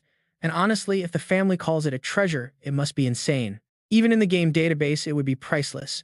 Suddenly, Sylvia steps forward and hands a sharp, shining knife to Leon. Understanding its purpose, the young master gently thanks her. He quickly prepares for the next step. He makes a small cut on his finger, letting his blood drip directly onto the floor. The magic circle beneath Leon's feet instantly activates violently, shaking the entire mansion. Downstairs, Tyrus cannot help but wonder what is happening. He is absolutely shocked. Merely opening a library door could trigger a massive tremor of this scale. Meanwhile, Leon remains completely oblivious to the panic of his guests, focusing all of his attention on the magic before him. Strands of spiritual energy reach out, wrapping tightly around his waist before suddenly pulling Leon into the space ahead, behind the door, completely ignoring his growing panic. The labyrinth library of the AJ family operates entirely on its own ancient will. It can sometimes be passed without any trials at all. However, if a visitor harbors greed and attempts to damage the place, it will instantly transform into an inescapable dungeon. Right now, its terrifying raw power is unleashing an immense shockwave. This massive earthquake is strong enough to make this sturdy mansion shake violently as if it is about to collapse. The two princes and the other guests are in absolute chaos, shouting for everyone to watch out and stay safe. Meanwhile, Leon, who initiated the opening, struggles to keep his eyes open against the blinding light inside the library. Something is seriously wrong here. The library never opens this way. What on earth is happening? He screams in terror. Leon suddenly realizes he is being pulled directly into a strange pitch-black void. Catching a glimpse of the panicked faces of his loved ones makes his heart tighten in absolute dread. He forces himself to stay quiet. What is about to happen next as the world spins around him? Leon floats aimlessly through a bizarre mystical void. Suddenly, the system interface pops up with a series of notifications. It starts reading out alerts before he even fully regains consciousness, announcing he has unlocked a major new achievement. He is granted full access to read every book here, gaining 10 intelligence and 10 permanent magic points. A high-grade pure mana circle has formed. Back at the banquet, the violent shaking has thrown everyone into a panic. Screaming guests scatter in terror as the candles flicker, wildly casting chaotic shadows across the massive collapsing hall. Wine glasses shatter on the floor. Desperate guests scramble to find an escape route to save their lives. Absolute panic. People cry out for help, asking for the marquee, when suddenly the massive ornate chandelier overhead begins to loosen. The chain snaps under the violent shaking, sending the heavy fixture hurtling down toward the crowd below. Alex is the only one who notices the falling danger. She freezes in absolute terror as it drops. Fortunately, before the chandelier can crush her, a powerful blast of magic from Patrick Asteri deflects the heavy object. Escaping certain death, Alex regains her composure. She mutters a quiet prayer of relief that they survived. Jubeit yells at the top of his lungs, realizing that Lord Patrick Asteri is using his protective magic to shield them. Thanks to this timely intervention, the sheer chaos inside the massive J family estate finally begins to calm down for a moment. Upstairs, Patrick Asteri is focusing his mana, spreading his protective barrier across the entire area under his control. He worriedly orders Chando to head down to the banquet hall immediately and guide the panicked guests to safety. Chando quickly bows in agreement before rushing off, leaving a deeply worried Jisoo behind to speak with the patriarch. She anxiously asks her grandfather what is happening.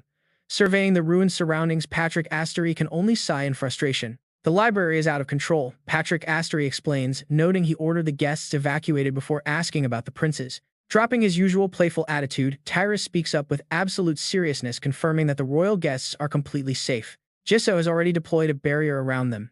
Hearing this news, Patrick Asteri lets out a deep sigh of relief.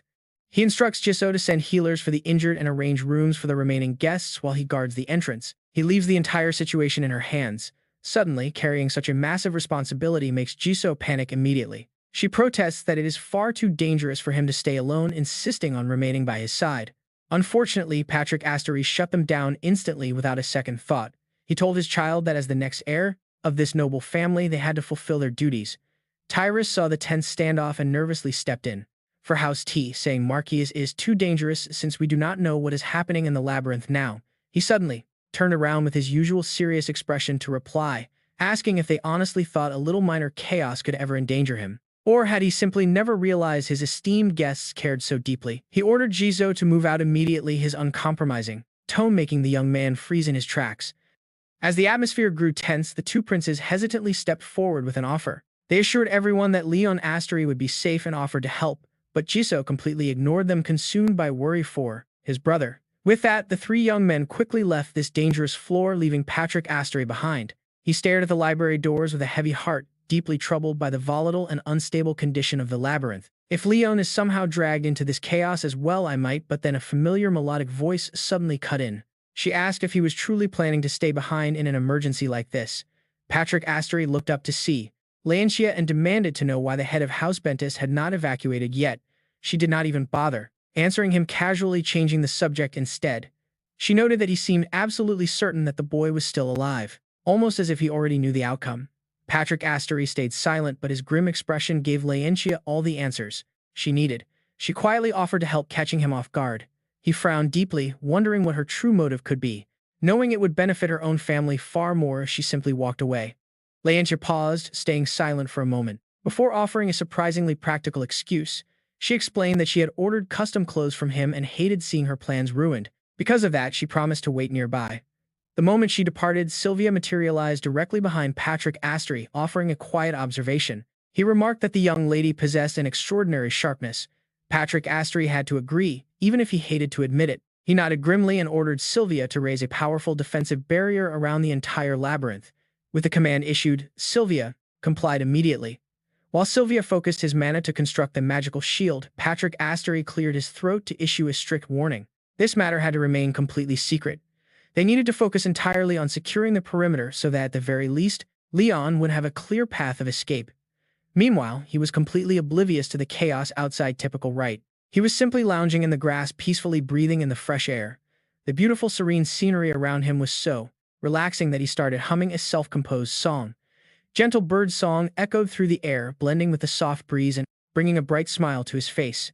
But then a familiar system alert suddenly flashed right in front of him. It announced that he had completed the book labyrinth achievement, causing him to sit up and mutter to himself in confusion. He cleared the entire thing without even trying. Talk about an ultimate lucky break. He literally had no idea how. He sat up in frustration, trying to calm his racing thoughts by recalling details from the original game. This specific zone was meant for collecting rewards, and since the labyrinth was officially cleared, it should be completely safe. But how could he actually claim the treasure? Back in the game, it was as simple as clicking a button. This lack of control was deeply frustrating. He knew the original Leon used to visit this place with zero issues. So what had changed since then? Could it be his current mana pool? No, that did not make sense. His mana had only increased by a single point. If mana was the key, his greedy relatives would have made the end of this labyrinth their personal living room. Besides, his grandfather would never hide treasures in such an easy place. There had to be another factor, perhaps something related to him possessing this body. This realization sparked a new theory. It gave him a glimmer of hope to refine his vague plans. He remembered his grandfather mentioning that the legendary treasure had been hidden here 500 years ago, right after the Great War against the demons, alongside the legendary hero. The hero who had vanished without a trace 50 years ago. He stopped speaking as a sudden thought struck him. The labyrinth had solved itself the moment he stepped inside. Unlike the original Leon, who practically lived in the library, this was his very first visit since transmigrating. What if the labyrinth recognized that he was not actually Leon Asteri, but someone else entirely? It sounded crazy, but the Great War against the demons was the exact setting of the game. Players would take on the role of the hero to save the world. If his grandfather's hidden treasure actually belonged to that hero, then it was essentially his own character's exclusive item. He sat on the grass thinking deeply. If the legendary item hidden here was indeed something he once owned, his chances of survival would skyrocket. The system probably flagged it as a recycled item. He slowly picks himself up and firmly tells himself he cannot stay here forever. With only one circle mana, there is no way he can pierce those higher-level illusions. Using brute force is his only realistic way out of this trap. Leon slowly takes a few tentative steps forward. No way. There has to be a way through despite his pretty low level. But suddenly he freezes mid-step. He definitely caught onto something. Leon looks down at the white flowers growing around his feet, thinking back to them. Details on this rare, pure white flower pop up. Turns out they never grow alongside other plants and are usually decorative. He reads this, raising an eyebrow. If he looks closely, they are actually planted in a very specific pattern. The whole map seems to follow a pretty strict layout. Right next to those pure white flowers is some ordinary purple grass which also grows separately. Leon scans the entire field, deeply analyzing how each of these plants behaves. Each zone only has one species. If they are mixed up like this, wait, he folds his arms. He confidently deduces that this area was artificially split and arranged. There must be a glitch in the system. One spot has to be planted wrong. That is where the key to escape is, and the most unusual spot. Leon gasps as his eyes land on something ahead. A smug grin slowly creeps onto his face. This is where the plants that should not be together are clumped up. He gently closes his eyes. A powerful blue aura flows around him. He stands there, telling himself to focus and listen. Focus. He sinks his awareness deep inside, matching his heartbeat until a magic circle slowly forms on his chest. Feeling its warmth, Leon chuckles quietly. This is the mana circle, and it is pretty interesting. Right then, the system. It tells him the mana circle has been successfully mapped. Now he can view its raw data. Leon closes his eyes. He tells himself to stay focused and channel that mana straight into his eyes. A surge of power wells up inside him. He snaps his eyes open as the Witch Eye skill activates, lasting for 10 minutes. Wait. Leon spots glowing red nodes popping up across the field and gasps. That was a close call. Any spot with all three plants mixed together is definitely a trap. He shifts his gaze to another patch of flowers. Some have no magic threads at all, while others will trigger a trap if he takes a wrong step. Not here either. Leon grins, realizing he has to venture a little deeper into the field. Faint blue energy swirls around him as he carefully makes his way forward through the clearing. He suddenly pauses. The system chimes to let him know his Witch Eye skill just got upgraded. The hidden name of the zone is finally revealed. He spots the source. Found it. He smiles. Kneeling before the energy source, Leon wonders if he should start digging down to inspect it. He brings up the system interface to browse the shop for something that can sever these threads. Since his balance now exceeds 100,000 siling points, every single item in the shop is fully unlocked. His membership is bronze tier. Leon gasps as a completely new page of items pops up. Swiping through the screen, he decides to check the survival section first, since it is his top priority. He looks at an item. Oh wait, this heavy wear and tear makes the success rate pretty low. It only has a 20% success rate and one single use left. He puts his hands on his hips. He complains about what kind of trash these items are. Is the shop trying to rip him off? The prices are insane and he cannot even use most of this gear. It is ridiculous. Right then the system pops up. It suggests using a search filter, which immediately cheers him up. He did not know it had that. He requests items under 120,000 Xiling sorted from cheap to expensive, including sale items. The system immediately refreshes with a chime. Leon is pretty pleased with how helpful it is. Finding what he needs is easier. But wait. Looking at the results, disappointment washes over him. Most of these are useless. His eyes linger on a magic detector and some sharp shears, weighing his options. Both seem like decent choices.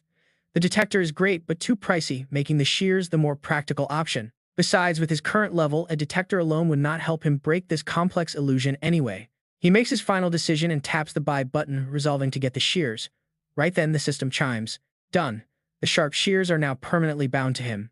He looks at them with a wry smile. The spirit points he had painstakingly hoarded since arriving here vanished in a flash. Still, he liked this permanent soulbound feature, hoping it would solve his problem. Next, Leon excitedly spoke up, declaring that it was finally time to dig up that mana thread source. He pulled out a shovel, proudly declaring that all his grueling daily crafting and gathering had finally paid off. For him, digging was now as easy as pie. Leon immediately got to work, his hands moving rapidly as he prepared to strike the shovel repeatedly into the hard ground. Just then, the system alerted him that his Witch Eye had only 1 minute remaining. He gasped in surprise. Had it really been that long? Wait, right then the shovel struck something hard with a sharp metallic clang. Leon's eyes widened in shock. There it was. Unable to hide his sheer excitement, he gripped the shovel tightly to dig even faster. Hurrying up, he reached down and firmly grasped the glowing item that was generating the mana threads under the dirt. Lifting the treasure chest out, he chuckled to himself, noting that it looked exactly like a quest reward from a video game. Suddenly, the system began a 10-second countdown. Leon quickly grabbed his shears to cut the glowing thread rushing against the timer. Yes, he knew. Just as the countdown hit the 7-second mark, his sharp shears finally snipped the energy source. With his enhanced Witch Eye skill deactivated, Leon stared expectantly at the golden light radiating from the treasure chest. It actually worked. When the system prompted him to claim his rewards, Leon did not hesitate for even a single second, replying that he, of course, wanted them. The system bound the item to him, storing it in his inventory, though its identity remained unknown, for now. Looking at the glowing light, he smirked with satisfaction. The soulbound confirmation proved this relic truly belonged to him. Still, curiosity gnawed at him. What exactly was this thing, since it could not be examined here? Just then, the system chimed, in announcing that because he acquired a quest item, Leon would be forced into story mode. These memories were unskippable. Hearing this, a cold sweat broke out on Leon's face. He stared back in utter disbelief, his eyes wide as he questioned the sudden prompt. Wait, what is this? What does story mode even mean? What on earth is happening? Before him, an image of an ornately decorated door appeared. Patrick and Jisoo stood right outside, the atmosphere between them heavy and tense. Suddenly, Patrick narrowed his eyes, demanding in a low, stern voice if Jisoo had properly managed the public fallout. Jisoo quickly gave his honest report, confirming they blamed the entire chaos on a sudden earthquake, and so far there were no signs of further trouble. Jisoo broke a sweat slightly, averting his gaze, adding that he had successfully secured cooperation from the two princes. Furthermore, the head of the Baden Swordmaster family had also promised to ensure that no wild rumors would spread. Patrick nodded slowly, satisfied. He quietly reasoned that this would effectively prevent any gossip from leaking into the royal court or high nobility. Who would have thought the first prince's sheer incompetence would actually turn out to be so useful? Next, he inquired, in a heavy tone, about the temple and the underworld. Jisoo wiped away some sweat, explaining they had already taken action in both places before any leaks occurred, meaning Jisoo's older brother was still safe from their radar. Patrick frowned deeply. Good, well done, Patrick muttered, reminding himself that no matter what happened next, they must keep the information completely sealed. This was especially true for the temple and the underworld, a fanatical archbishop who constantly dug into anything regarding the hero. Then there was the underworld, founded by one of the hero's former companions, which had now grown into a massive power. Unlike other factions, those two organizations possessed the intellect and resources to dig up the actual truth of the matter. If they were not careful, they would easily realize Leon possessed unique powers. And in truth, Leon was indeed connected to the hero. The first piece of evidence was the hero's potion, and now they had this. The real trouble started. The moment Leon stepped into the labyrinth that housed the hero's treasures, there was definitely something he was entirely unaware of. Until Patrick could figure out what that was, all details had to remain hidden. Suddenly, a massive tremor shook the room. Patrick and Jisoo spun around in alarm, staring in the same direction as the entire surrounding space vibrated violently. Then, a panicked shout echoed that the labyrinth itself was moving. Raising an eyebrow, Patrick ordered everyone to prepare for a fight. Jisoo stood on guard, hesitantly, warning that he could sense an immense power leaking from deep within. He stared in awe at the strange light glowing on the door, muttering that something was coming out. Suddenly, an object flew straight at them, hitting Patrick square on his forehead, leaving Jisoo dumbfounded. Patrick trembled with rage, barely holding back his anger, while Jisoo cautiously picked up the fallen item. Examining it closely, Jisoo gasped in shock at what had just been launched. It was a letter. Sweating nervously out of curiosity, he stammered in confusion before carefully unfolding the neatly creased paper. Scanning the handwriting on the page, Jisoo confidently declared that although it seemed written in extreme haste, this was definitely his older brother's handwriting. Strangely, there were no traces of blood or any signs of damage on the message.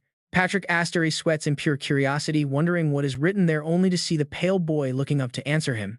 Just then, the system announces Leon has successfully accessed the storyline, and after blacking out for a moment, he slowly starts to wake up. He sits up, clutching his pounding head in pain, and wonders if he has already entered the storyline mode. A short cinematic of the character's backstory plays right before him, prompting Leon to quietly piece together his deductions. This is clearly someone's memory, where a faceless man holds out a small chest, smiling as he makes an offer. He does not need it anymore and wants Patrick Asteri to handle the task, a familiar name that instantly startles Leon. This must be the memory of his grandfather receiving this item from the hero, as echoey voices start playing in his head. The voices insist that it is not over yet, questioning why it has to be now, but promising it will be needed one day. Drenched in sweat, Leon clutches his head in absolute panic. Damn it, he can barely hear any of this crucial information. Why is this perspective so weird anyway? He regrets using random character customization, because now he cannot remember any of these details. Back in the memory, Patrick Asteri accepts the chest, solemnly promising that he will take full responsibility for keeping it safe. Right on cue, the system alerts him that he has successfully observed his stored memory, bringing the storyline mode to an end. Leon stares in complete shock, wondering if it is really over already, as a cold sweat starts dripping down his face. He grimaces and complains, having expected some massive revelation, only to walk away with absolutely zero useful information. Staring at the small chest in his hands, he quietly figures that this must have taken place during the Demon War. It seems the hero left it with his grandfather for a rainy day, and inside the chest lies a pile of jewelry. Leon looks closely at the sparkling items, highly skeptical to find an accessory set designed to conceal one's active skills. Slipping the bracelet onto his wrist, he recalls that this specific item was actually pretty common back in the game. While mostly used to hide one's true strength, its real value lies in boosting experience points during the grind. Back then, he even equipped all his characters with one just to squeeze out extra experience points from every single fight. Though he cannot tell whose character it belonged to, it showed up at the perfect time to hide his mana. Closing his eyes, he feels rather grateful as the system suddenly asks if he wants to inspect his mana circle information. He does not hesitate to accept, and after a quick analysis, the system reports his excess mana is incredibly low. Leon is taken aback by this revelation, silently questioning how his very first circle could possibly hold this much mana. He watches a projection of a man clasping his hands to focus his power, lost in deep thought. Most people have to meditate day and night just to expand their capacity before they can form their second circle, or even a third. Seeing this, Leon cannot help but wonder why his very first circle is already so massive. A flicker of worry crosses his face, but he quickly shrugs off the doubt, deciding that a benefit is a benefit. Standing up, he realizes this event item is basically a cheat code that will keep his secrets perfectly safe. It is an absolute jackpot for him, and honestly, you have to admit, his luck is completely off the charts. Suddenly, Leon looks up with a break of cold sweat as another massive problem dawns on him. Looking around with a bitter smile, he realizes he is still very much trapped inside this giant labyrinth. Breaking the silence, Leon mutters that he needs to start moving to find a way out, but then his foot hits something. He accidentally steps on an old book, prompting a sudden system warning that his access has been denied. It demands permission from the library owner, only to immediately recognize Leon himself as the actual master of the facility. Dumbfounded, he wonders how he suddenly became the owner, a worried frown spreading across his face as he mutters. He assumes it is because he completed the labyrinth, which was definitely not part of his original plan.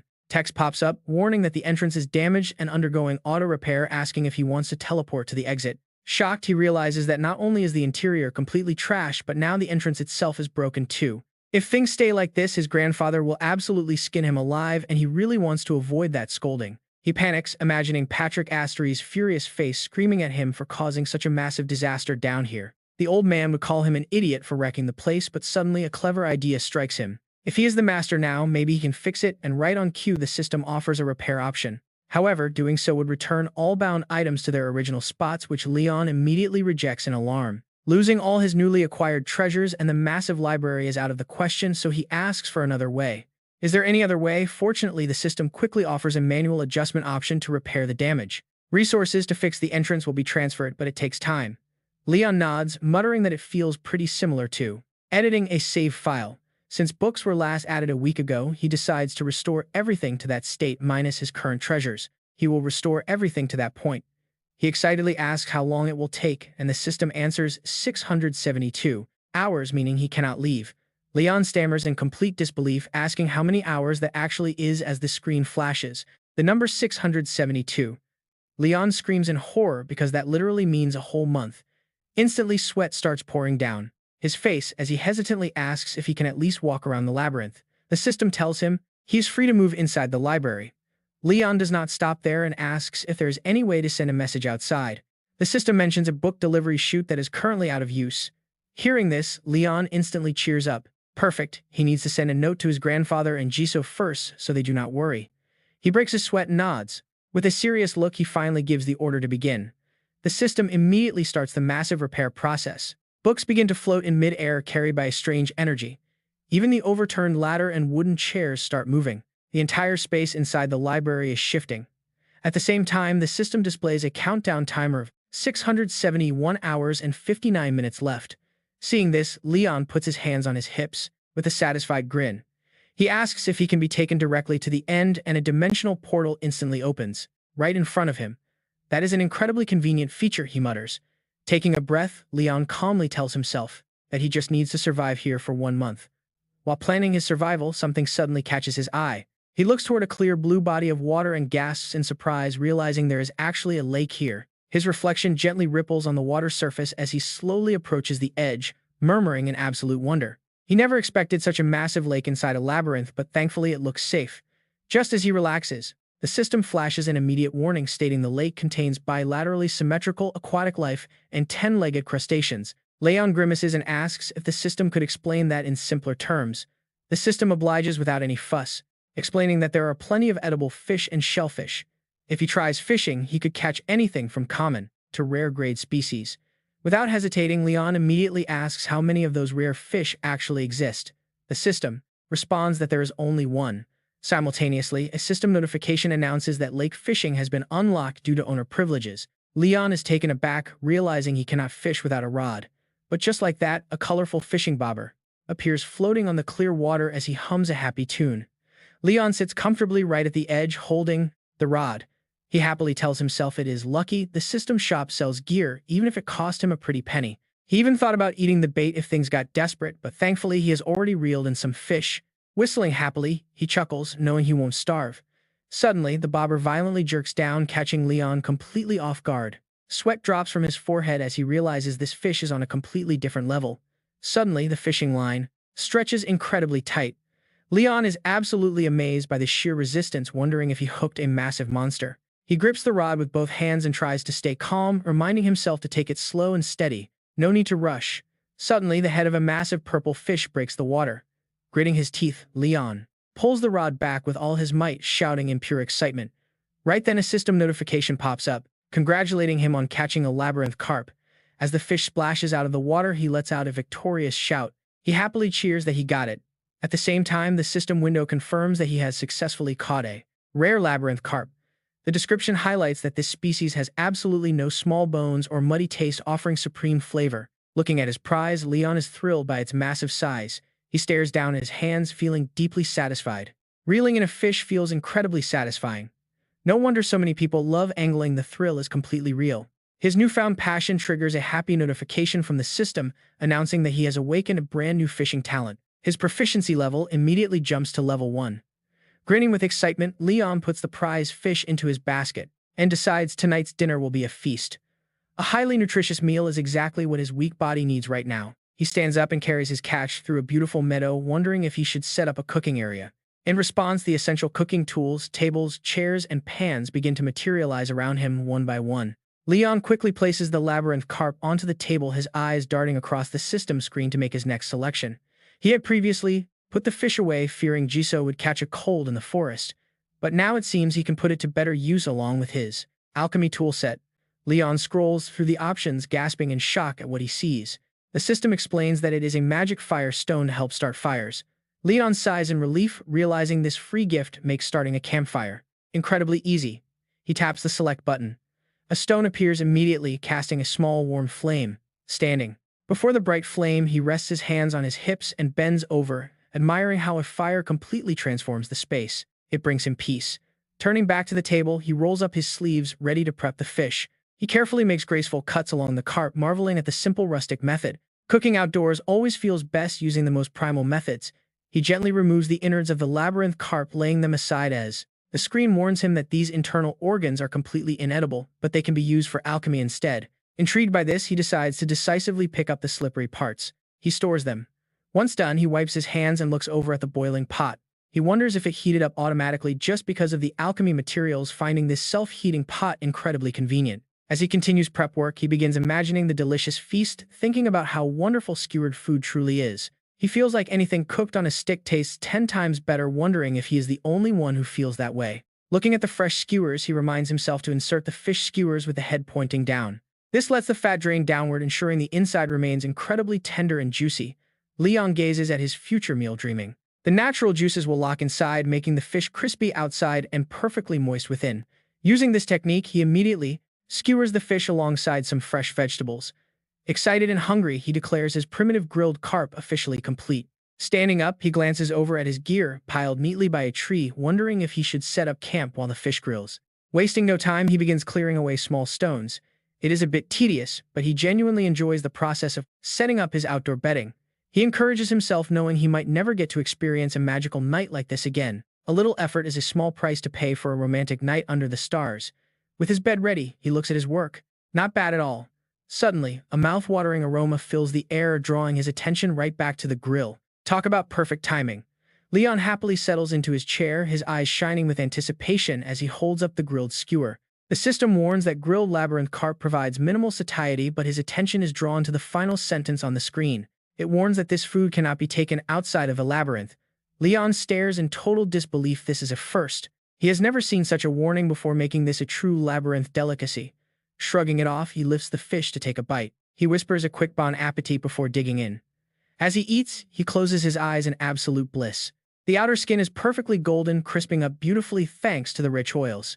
Inside, the tender meat is exposed through the incisions along the belly, offering an unbelievably soft texture.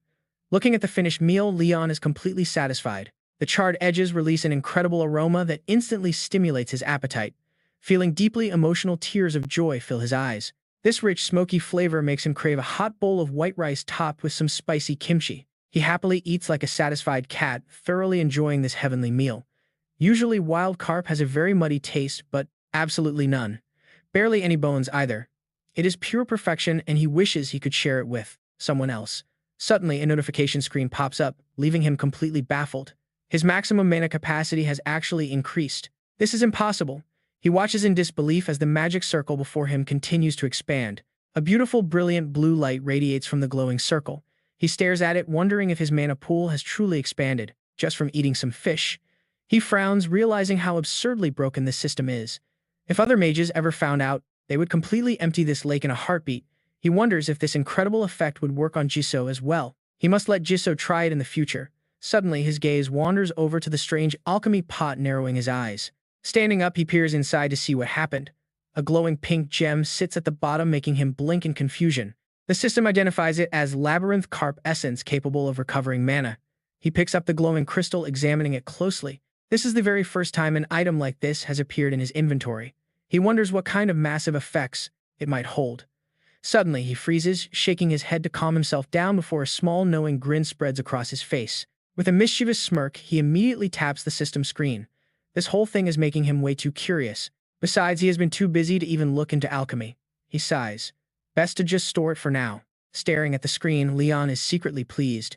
He has gathered an absolutely massive amount of herbs by now. In the distance, 2 tiny mushrooms catch his eye. Plus, this maze is packed with rich materials. Magic power overflows everywhere, and absolutely no one is around to disturb him. As he thinks about this, Leon smiles gently and looks around.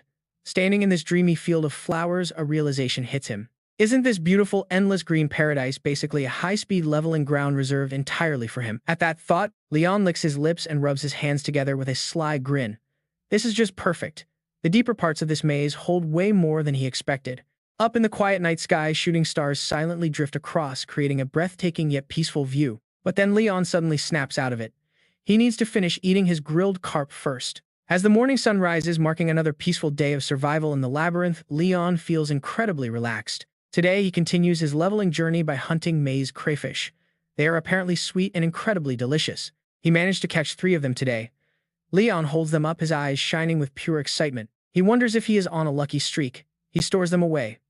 Suddenly, a thought crosses his mind. He still has some leftover flour from making cookies earlier. Maybe he should cook some hand-torn sujebi noodle soup. Walking barefoot on the cool green grass, Leon realizes he is actually getting used to life in this maze. Every morning, he wakes up to check his fish traps from the day before and then goes out to inspect his crops. Looking at the tiny tubers near the forest edge, Leon smiles. The sweet potatoes are growing nicely. He kneels down with his shovel, thinking how great it is that he is free to gather other things today. From maze peppers to baby mushrooms and even crown daisies, Leon absolutely loves harvesting.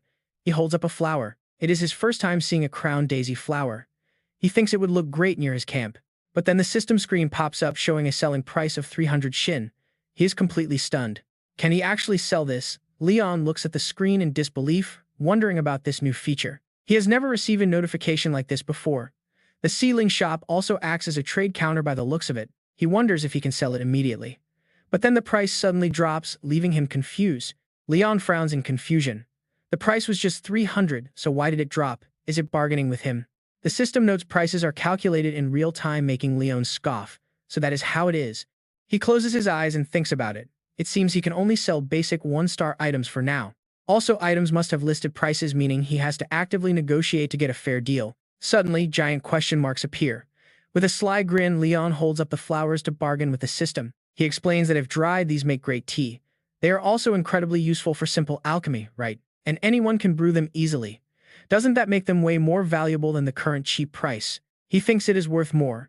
Hearing this, the system actually seems to consider his logic very carefully. It adjusts the price, but it only goes up to 280. Leon is disappointed. He provided valuable information, but it only raised the price slightly while still charging a mandatory commission fee.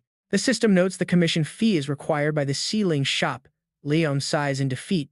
There is no arguing with regulations.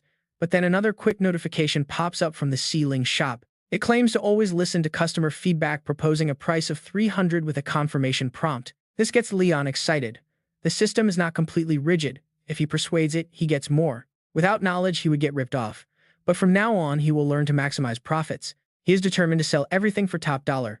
Flashing a friendly smile, Leon quickly accepts the offer. The Sealing shop confirms the sale for 300 shin, immediately popping out a bag of money. He grabs the coins in excitement, thrilled with the quick cash. Then he asks the system another question. He wants to know if he can sell processed goods. The shop quickly confirms that he can. However, his inventory has no eligible items, and it warns him that active quest items are locked from sale, fake or bugged. Hearing that, Leon rested his hands on his hips, asking if he needed to prepare a fresh item to sell it the right way. A brand new one, and sell it properly, right? Got it. As the shop slowly faded away, Leon relaxed, feeling like today had been an incredibly productive day. He stretched his arms out comfortably, muttering that since he gathered enough ingredients in his inventory, it was finally time to whip up some food. Leon laid out all his gathered ingredients across the table. Just then, the system pinged with a notification about an aromatic and spicy recipe. But Leon ignored the alert. He excitedly picked up a bright red ingredient, realizing it was actually whole peppercorns, which was absolutely fantastic. With a grin, Leon quickly gathered up his collected ingredients and started tossing them into his cooking pot, ready to get things moving. He decided to boil the meat and spicy peppercorns first, then planned to add the cleaned wild crab heads and legs to build a rich broth. While the broth simmered, he busied himself with preparing the other ingredients, talking to himself as his hands moved with practiced ease. After kneading the flour and water into a smooth dough, he slammed it onto the table to make it springy before letting it rest a bit. Meanwhile, he prepped the soft mushrooms to boil thoroughly. Leon thoroughly enjoyed every step of the process, taking his time to cook with care. He gently dropped the crab bodies and watching the pot transform into an incredibly appetizing seafood soup as he stirred the rich broth. The aroma was absolutely mouth-watering. He began tearing the dough into thin pieces, explaining that they should go in now that the broth was fully seasoned. He pulled thin pieces of the rested dough and dropped them in before carefully tossing in some aromatic green leaves with pure excitement. Finally, he added a large handful of Dungeon Crown Daisy and let it simmer. A colorful, deeply fragrant hot pot materialized right before his eyes. Done, he cheered excitedly. Time to eat. The rich seafood flavors blended together beautifully. Grabbing a spoon, he scooped up a hot mouthful. He wanted to try the broth first. Taking a sip, he could not stop singing its praises because the flavor was out of this world. The piping hot soup instantly cut through any greasiness. Then his mind wandered to the hand-pulled dough soup itself, wondering how it would taste. He imagined the ingredients harmonizing in his mouth like a culinary symphony, each element playing its part to perfection. The uneven dough offered a unique, chewy texture, while the mushrooms and crown daisies provided a wonderful, crisp contrast with every single bite. The sweet essence of the greens layered beautifully over the seafood. Leon could not help but marvel at how dangerous this familiar flavor was. It was dangerously delicious. Eager for more, he scooped up a chunk of crab meat, deciding it was time to try the actual crab. The second the meat touched his tongue, his taste buds erupted. His mind reeled at the incredibly sweet flavor of the wild crab. It had the firm, bouncy texture of a lobster, but carried the sweet, unmistakable depth of a premium blue crab. Leon realized that the wild crab was the secret behind the incredibly rich broth. He eagerly scooped up another spoonful of soup and dough. Alternating between the crab, the chewy dough, and the flavorful broth, he took massive bites, thoroughly enjoying this absolute masterpiece of a meal. He ate like a professional food critic. Whenever the rich soup felt a bit too heavy, he cleansed his palate with some fresh greens. This brilliant combination made it impossible to stop eating. Before he knew it, his spoon was scraping the very bottom of the pot. Leon leaned back with a satisfied sigh, completely stuffed and happily noting that he had just secured a massive boost of energy. He drifted off to sleep under the cool shade of a tree. After a nice nap, Leon forced himself to sit back up. He told himself to stop lazing around and gather firewood before sunset. Looking around, he searched for a suitable tree nearby. Spotting a decent option, Leon stood in front of a sturdy tree with his arms crossed, carefully sizing up its potential. The system identified it as a waterproof wood type with few branches, soft density, and a pleasant fragrance. It seemed perfect for crafting. After some deliberation, Leon decided to purchase some crafting tools, hoping to make high-quality gear to sell at the shop. He proudly held the tools, celebrating the fact that he had saved up his hard-earned silings, specifically for a moment like this. Leon gripped his newly purchased axe. The system described it as a basic beginner woodworking kit prepared specially by a master carpenter. It lacked high-end gear but was more than enough. The system instructed him to chop the reddish tree trunk in a V-shaped pattern. Following the steps, Leon swung his axe with rapid precision. In no time at all, the sturdy tree came crashing right down. Notifications immediately flooded his screen about gathering various sizes of dungeon wood. Leon wiped the sweat from his brow, his eyes sparkling. He was thrilled that even a small tree yielded such an abundance of materials. He wondered if he should saw up the rest. Before he could finish his thought, something caught his eye, causing him to halt. Squinting into the distance, he let out a confused gasp. He muttered, wondering if there was something over there, and walked forward barefoot. He stopped dead in his tracks before a small hidden cabin. He could barely believe there was actually a small cabin out here. Peering curiously through the window, he checked out the inside. It looked pretty ordinary, containing just a simple bed and some basic furniture. Leon wondered if he was allowed to make use of it. Seeing his hesitation, the system immediately popped up a message informing him that as the dungeon master, he had full access to the cabin. Leon lit up with pure joy, cheering that this was obviously way better than being forced to sleep outside on the cold ground. After sleeping outside for a whole month, a sudden thought hits Leon. Wait, he asks the system, is it possible to actually move this hut back to his main camp?